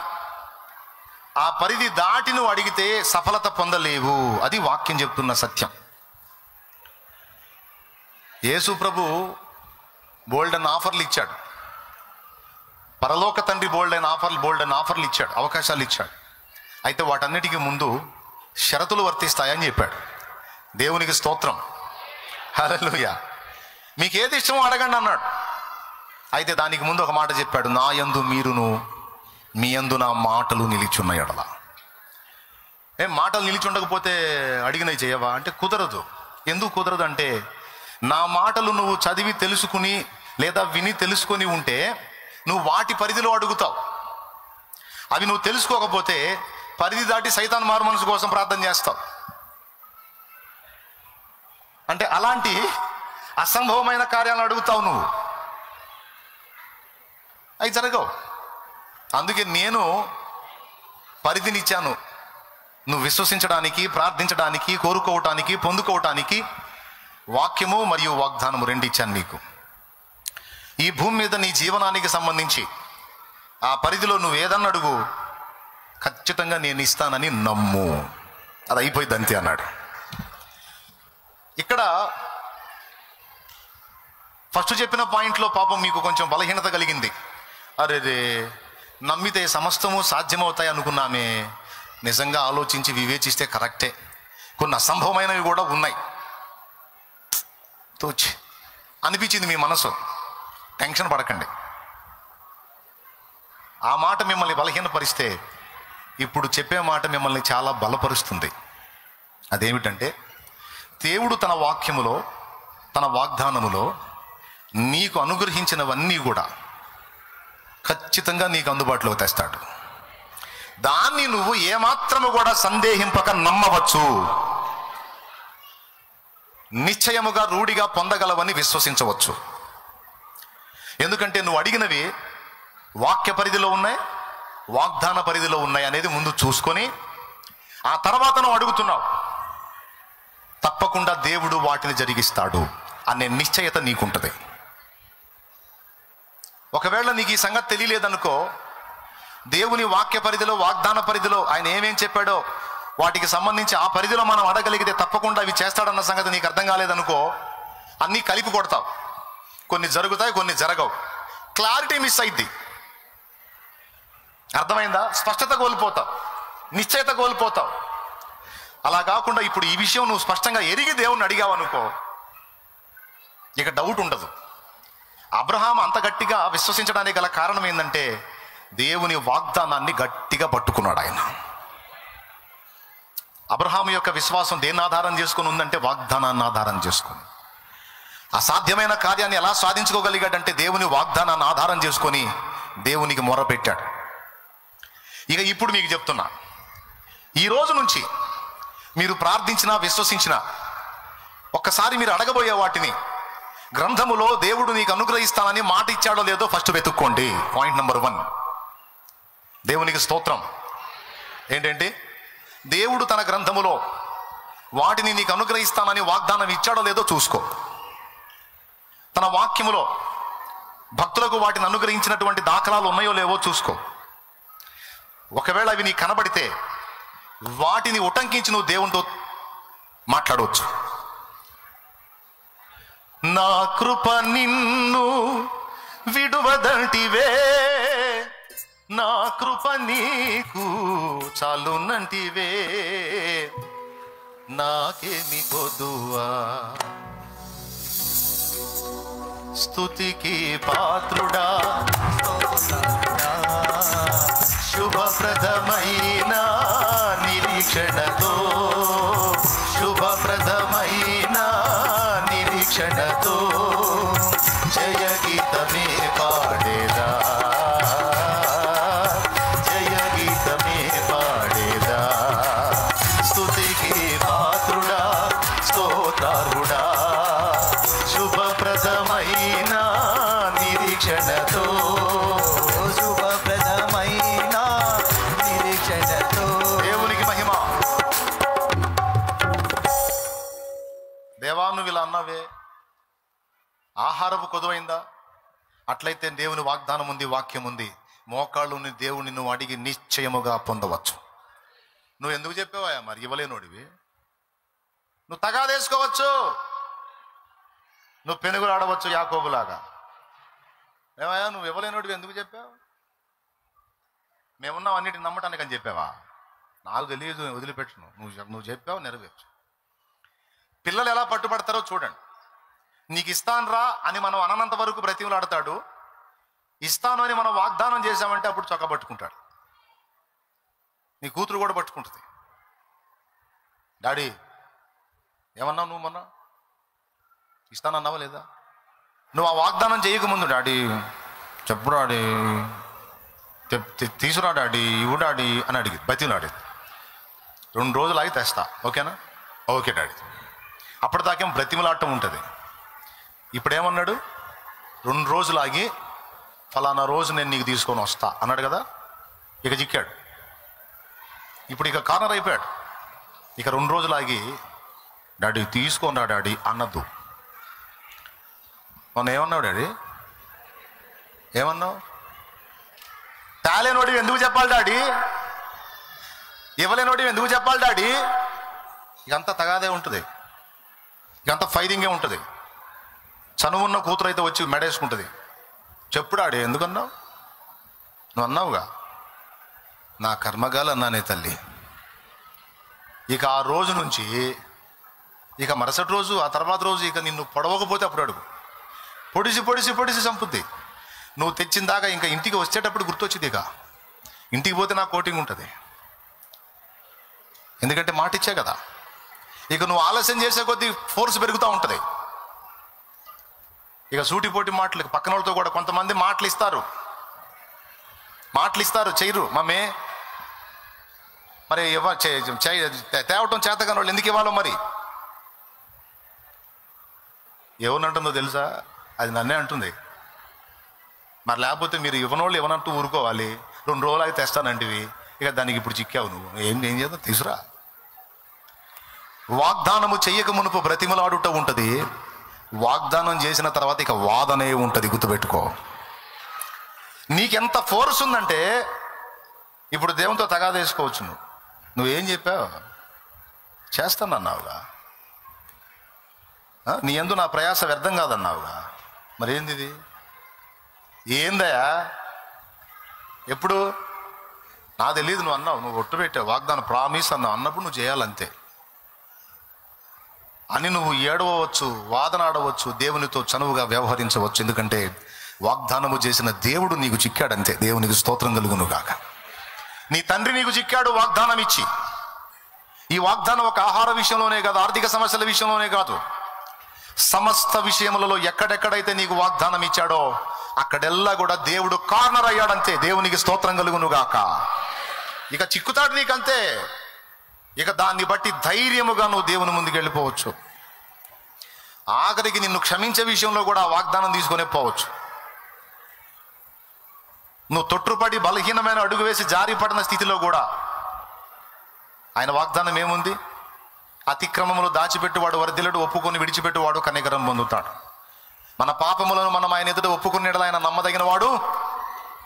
మన పాపములను క్షమించి సమస్త దుర్నీతి నుండి మనల్ని పవిత్రులుగా చేస్తాడు.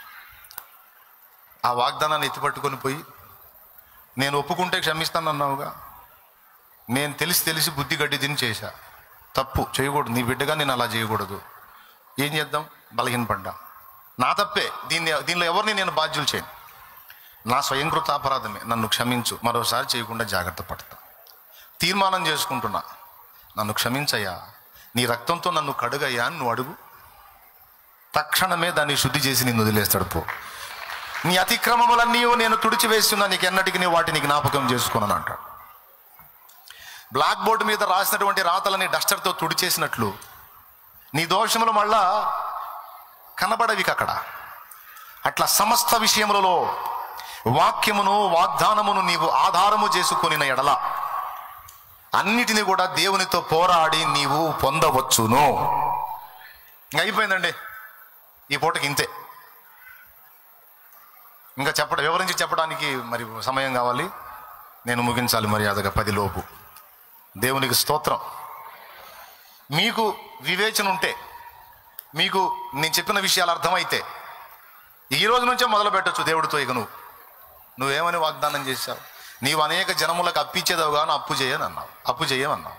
నన్ను ఎందుకు అప్పులు పాలు చేశావు? సరే నేనే చేసుకున్నాను అనుకో, మరి నువ్వు పిడికిలు విప్పు, కార్యాలు చెయ్యి, ద్వారాలు తెరువు, సహాయం పంపు, కార్యాలు సఫలం చెయ్యి. నీ బిడ్డగా నేను దరిద్ర కొట్టు స్థితిలో ఉంటావు. నీ చిత్తమా? అనేకులకు ఇచ్చేదవన్నావే, నాకు ఆశ ఉండదా? 10 మందికి సాయం చేయాలని ఆశ ఉండదా? నువ్వేమో అందరికీ సాయం చేస్తావు, సాయాలు చేసి నువ్వు ఆనందపడతావు. మరి నీ బిడ్డలుగా మాకు ఆనందం వద్దా? మా బతుకంతా ఎదుటి అడుక్కోవటం, ఎవరు సాయం చేస్తారని అడుక్కుంటాం, ఈ వేదంలో బతకటం నీకు ఇష్టమా? మేము నీ పిల్లలం కదా, నీకున్న ఆశ మాకు లేదా? ఇతరులకు హెల్ప్ చేయాలని మాకు ఉండదా? మరి ఆ విధంగా మా పిడికిళ్ళు ఎందుకు నింపవయ్యా నువ్వు? అడుగును తగాదేసుకో. నీకు విరోధంగా రూపింపబడిన ఏ ఆయుధము వర్ధిల్లదన్నావే, మరి ఎందుకయ్యా వాళ్ళని వర్ధిల్లనిస్తున్నా? వాగ్దానం చేశావుగా, ప్రామిస్ చేశావుగా, మాట ఇచ్చావుగా. నీ సేవకులని ప్రత్యేకించితివే, కీడేమి రానీయనంటివే. నీ సేవకులని నీ సేవకుల్ని వేధించు వారిని ఆటంకపరచ ఉంటుంది. భలే మాటలు కదా, ఒక తగాదా అది.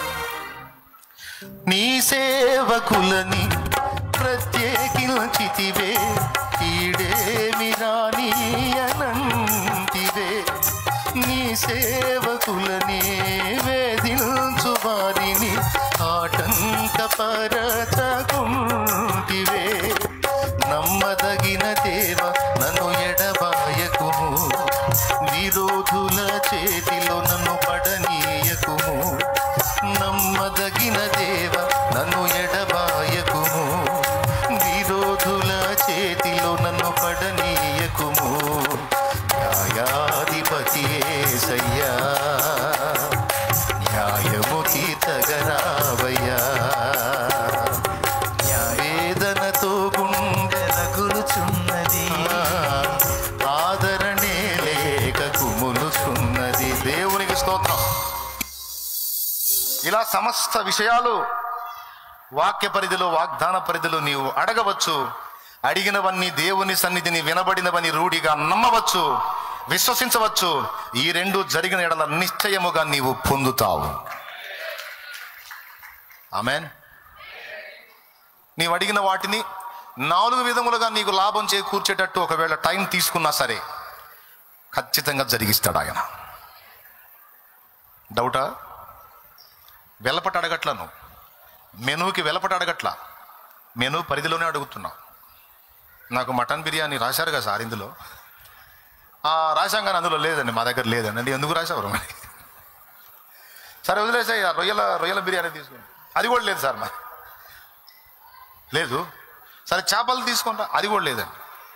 మరి ఏముంది? చికెన్ ఒక్కటే ఉంది. మరి ఇన్నెందుకు రాశావు? రాశాం కానండి లేవండి అని హోటల్ వాళ్ళు చెప్పొచ్చు, కానీ యేసయ్య చెప్పడు, దేవుడు చెప్పడు. గ్రంథములో వాక్యములు ఇచ్చి, వాగ్దానములు ఇచ్చి చిక్కాడు మనకి. తగాదేసుకుందాం యేసయ్యతో అందరం కలిసి. ఇక ఏమేమి సంగతులు అడుగుతావో అన్ని వాక్య పరిధిలో ఉన్నాయో లేదో ఫస్ట్ చూసుకో, వాక్యంలో చూసుకో. నేను ఇది అడుగుట వాక్య వ్యతిరేకమైతే కాదు, ఇది అడుగుట వాక్యానుసారమే అని నీవు రూఢి చేసుకొని అప్పుడు కూర్చో ఆయన ముందు. ఇది మొదలుకొని నువ్వు ఎప్పుడు ఏది అడిగినా నువ్వు చూసుకోవలసిన కొలబద్ద అది వాక్యంలో ఉందా, వాగ్దానం అయి ఉందా చూసుకొని ఎందుకు జరగదో తెలుసుకుందాం. రండి ప్రార్థన చేద్దాం.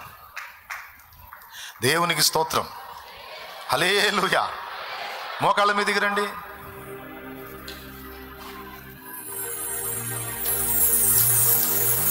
ఏం అడుగుతారో అడగండి. ఈరోజు దేవుడు నీతో స్పష్టంగా మాట్లాడు.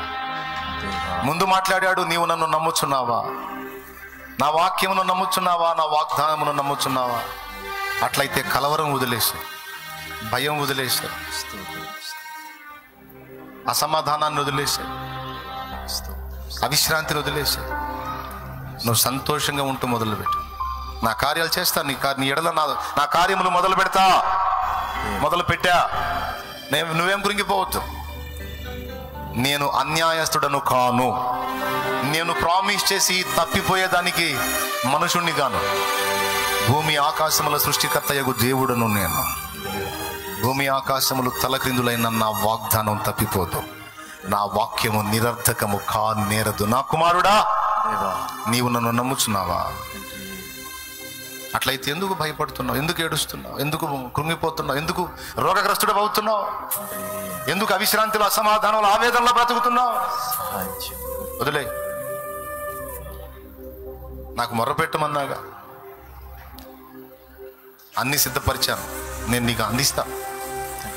నన్ను నమ్మిన ఎడల నీవు ధైర్యం తెచ్చుకోమని నా తండ్రి నీతో మాట్లాడుతున్నాడు. ఈ వేళ చేద్దాం, ప్రార్థన చేద్దాం. యేసయ్యా, నీవు నాతో మాట్లాడినందుకు నీకు వందనాలు. అందరం ప్రార్థన చేద్దామా? అందరం ప్రార్థన చేద్దాం. మంచి మనసుతో వాక్యం విన్న వాళ్ళందరూ కూడా ఇక ఎప్పుడు ప్రార్థన చేసిన రూట్ ఇది, దారి ఇది. ఇక పట్టుబట్టాలి. నువ్వు వాగ్దానాన్ని ఎత్తిపట్టు, వాక్యాన్ని ఎత్తిపట్టు. ప్రార్థన చేయి, ప్రార్థన చేయి. హల్లెలూయా, హల్లెలూయా, హల్లెలూయా. స్పష్టంగా నీవు నాతో మాట్లాడిన ఈ మంచి మాటల కొరకై వందనం. నీ మాటే నాకు ముఖ్యం ప్రభు. నా తండ్రి, మరి శత్రువులు ఎందుకు వర్ధిల్ల చేస్తున్నావు? నీకు విరోధంగా రూపబడిన ఏ ఆయుధము వర్ధిల్లదన్నావే, మరి ఎందుకు మమ్మల్ని వేధించే వాళ్ళని వర్ధిల్లనిస్తున్నావు? నాకు తెలియదు. నువ్వు వాళ్ళని దర్శించు. మాకు ఆ వ్యతిరేకతలని తొలగించి మా పరిస్థితులు అనుకూలపరచయ్యా. వాగ్దానం చేశావుగా. మమ్మల్ని వేధించే మనుషుల వెనక ఉండి ఆట ఆడిస్తున్న దయ్యములను బంధించు. వాగ్దానం చేశావుగా. బలవంతుడైన వాడిని మీరు బంధించండి. భూమి మీద మీరు వేటిని బంధింతురో పరలోకమందు అవి బంధించబడదని వాగ్దానం చేశావుగయ్యా. అయ్యా, నాకు తెలీదు, నెరవేర్చు. మేము బంధిస్తున్నాం ఆ దురాత్మలని. మా కుటుంబ సభ్యులు వెనకుండా ఆడిస్తున్నాయి. మమ్మల్ని వేధించే వారి వెనకుండా ఆడిస్తున్నాయి. అధికారుల వెనకుండా ఆడిస్తున్నాయి. రాజుల వెనకుండా ఆడిస్తున్నాయి. మనుషుల వెనకుండా ఆడిస్తున్నాయి. వాటిని యేసు నామములో బంధిస్తున్నాం. వాటి శక్తులు నిర్వీర్యం చేస్తున్నాం. దేవా, నీ వాగ్దానములు నెరవేర్చు. మహోగ్రుడవై లే, యూదా గోత్రపు సింహమా లే, సైన్యములకు అధిపతి లే, పరాక్రమశాలి లే. నీ ప్రజల పక్షముగా కదులు, నీ దాసుల పక్షముగా కదులు. ఓ హల్లెలూయా, హల్లెలూయా, హల్లెలూయా. నీ బిడ్డలు ఎదుర్కొంటున్న సమస్యలను పరిష్కరించినట్లు కదులు. నీ బిడ్డల కన్నీళ్లు తుడచబడినట్లు కదులు. నీ బిడ్డలు బాగుపడినట్లు, స్వస్థత పొందినట్లు కదులు. ఆరోగ్యవంతులైనట్లు కదులు. నీ బిడ్డలు బ్రతుకున్నట్లు కదులు. అద్భుతములు జరిగినట్లు కదులు. ఆశ్చర్య కార్యములు జరిగినట్లు కదులు. సూచక్రియలు జరిగినట్లు కదులు. మహోపకార్యములు, మహా అద్భుతములు జరిగినట్లు కదులు. అన్యజనులు అనేకులు నీ తట్టు చూచున్నట్లు కదులు, కదులు, కదులు, కదలవయ్యా, కదులు. మా సంఘములలో కదులు, పరిచర్యలలో కదులు, సేవలలో కదులు, మా కుటుంబాల్లో కదులు, మా సమాజాల్లో కదులు, హైదరాబాద్ లో కదులు, ఓల్డ్ సిటీలో కదులు, తెలంగాణలో కదులు, ఆంధ్రలో కదులు, కర్ణాటకలో కదులు, తమిళనాడులో కదులు, ఒరిస్సాలో కదులు, ఛత్తీస్గఢ్ లో కదులు. కదలవయ్యా, భారతదేశ రాష్ట్రాలన్నిట కదులు. కాశ్మీర్ లో కదులు. ప్రపంచ దేశంలో కదులు. నా తండ్రి, కదులు. పరాక్రమశాలి కదులు. మాకు దొరికింది నీ వాగ్దానం. ఇక వాగ్దానం ఎత్తిపట్టి అడుగుతాం. ఇక మేము వదిలిపెట్టాం. ఎప్పుడు అడిగినా అదే ఎత్తిపట్టడం. ఎందుకంటే నీ మాట తప్పదు. నీవు మాట చేత మాకు బందీవైపోయావు. నెరవేరుస్తావు, అంతే. నీ మాట నెరవేర్చే దేవుడవు. మేము నమ్ముతున్నాం. ఇక మనశ్శాంతిగా ఉంటాం, ఇక ధైర్యంగా ఉంటాం, ఇక సంతోషంగా ఉంటాం, ఇక విశ్రాంతిలో ఉంటాం. నీకే కృతజ్ఞతలు చెల్లిస్తాం. యేసు నామములో ప్రార్థించి వేడుచున్నాం తండ్రి, ఆమేన్. ఎంతమంది సంతోషంగా ఉన్నారు? చప్పట్లు కొట్టి దేవుని మహిమపరచాలని ఉందా? ఒక్క మాట విస్తారంగా మాట్లాడుకోవచ్చు, కానీ సమయం మనకి ఇంతవరకే అనుకోలేం. కాబట్టి రేపు పగటి కూటమి ఉంటుంది. ఎన్ని గంటలకు స్టార్ట్ అవుతుంది? మీకు ఇంట్రెస్ట్ ఉంటే, ఇంకా మరికొన్ని సంగతులు మనం నేర్చుకోవాలని మీకుంటే 10 గంటలకల్లా మీరు బయలుదేరి వచ్చేసేయండి. రేపు ఉదయం 10 గంటలకి మళ్ళీ కూటమి ఉంటుంది. దేవుడు నన్ను ఎన్ని సమయాల్లో ఎక్కడి నుంచి వాడతాడో అది ఆయన చేతిలో ఉంది. కాబట్టి మీరు ఏ కూటమి కూడా మిస్ కావద్దు. ముందే చెప్తున్నా. దేవునికి స్తోత్రం. ఇంకొక చిన్న మనవి, రేపు సాయంత్రం వేళ దేవుని చిత్తం అయితే బాప్తిస్మాల కార్యక్రమం ఉంటుంది. రేపు సాయంత్రం వేళ దానికి కూడా రక్షణ పొంది దేవుని రాజ్య వారసులు కాగోరిన వాళ్ళు సిద్ధపడి రండి. ఇతరులకు కూడా చెప్పి తోడుకొని రండి. రేపు రక్షణ కార్యక్రమం ఉంటుంది. 2. 3వది ఇంకొక కార్యక్రమం ఉంది. పాపం అన్న చాలా ఖర్చుతో ఈ పని పెట్టుకున్నాడు. మరి మన వంతు తోడ్పాటు అందిద్దామా? సైలెంట్గా జంప్ అవుదామా? యథార్థ హృదయమై మనకున్న దానిలో మనం పరిచర్యకు శక్తికి మించి దేవుడిచ్చిన దానిలో ఉత్సాహంగా మనం దేవుని కొరకు అర్పిద్దామా? ఎంతమంది సపోర్ట్ చేద్దామంటారు?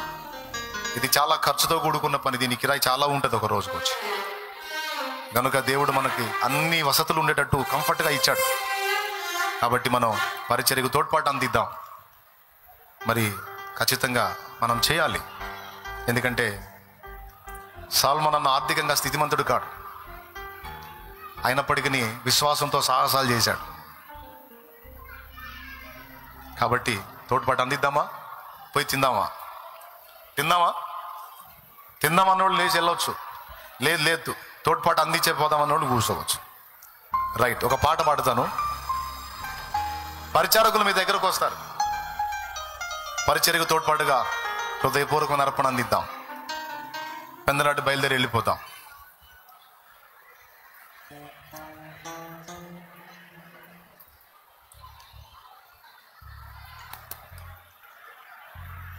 లైన్లో ఉన్నారా పరిచారకులు?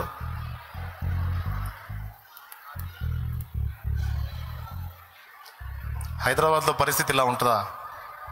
నేను ఇంకా ఆశీర్వాద ప్రార్థన కూడా చేయాలి. లైన్లో ఉన్నారు మన వాళ్ళు పోయి. ఇది చాలా దారుణం అండి, అవమానం కూడా.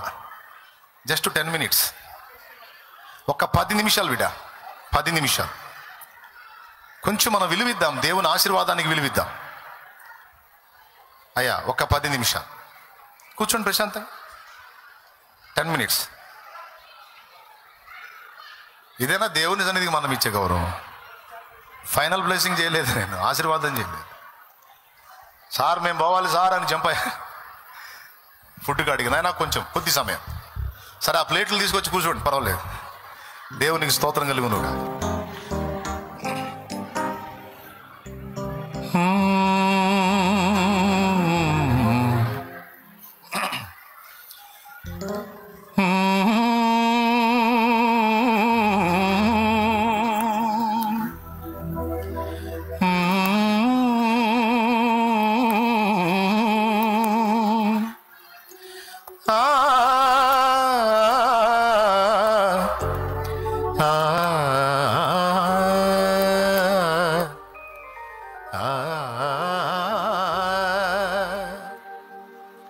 హైదరాబాద్ మళ్ళీ రమ్మంటారా? ఈ దెబ్బతో సర్దుకోమంటారా? అది నచ్చదు మరి నాకు. అట్లా నచ్చదు నాకు. పొరపాటును కూడా రాను. మా ఊరే నయం. నా బిడ్డలు అంగుళం కూడా కదలరు.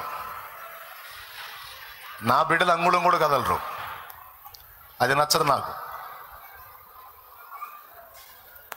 మళ్ళీ రావాలనిపించట్ల నాకు నచ్చదు. ఏమనుకోవద్దు, సరి చేసుకుందాం. మరి ఇక అందరం పైకి లేచి నిలబడదాం ఇప్పుడు.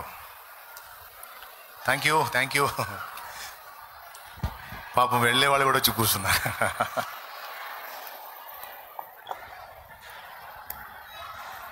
అందరం పైకి లేచి నిలబడదాం. మరి ఇక సాల్మన్ అనే ప్రార్థన చేస్తారు.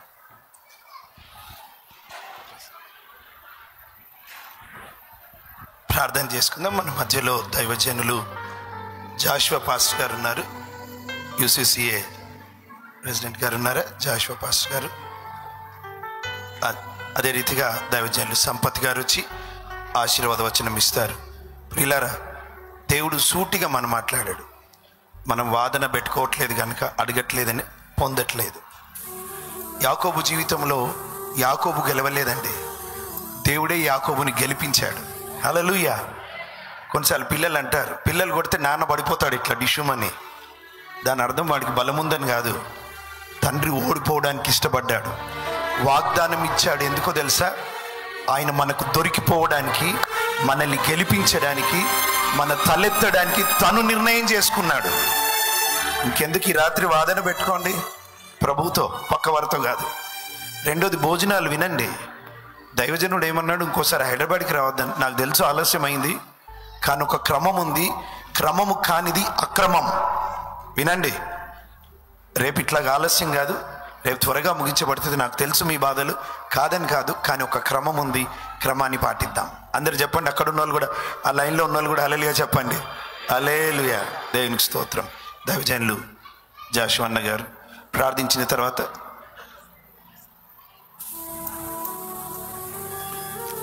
దయచేసి అందరూ తలలు వంచి కళ్ళు మూస్తే ప్రార్థన చేసుకుందాం. ప్రేమ నమ్మకము కలిగిన మా ప్రియ పరలోకపు దేవా, స్తోత్రాలు స్తోత్రాలు స్తోత్రాలు నాయనా. పరిశుద్ధుడా, మా గొప్ప దేవా, మా రక్షకుడా, మా విమోచకుడా, వందనాలు చెల్లిస్తున్నాం. మమ్మల్ని ప్రేమించి ఈ భూమి మీద నేటికి సజీవులుగా, ఆరోగ్యవంతులుగా ఈ స్థలములో ప్రభువా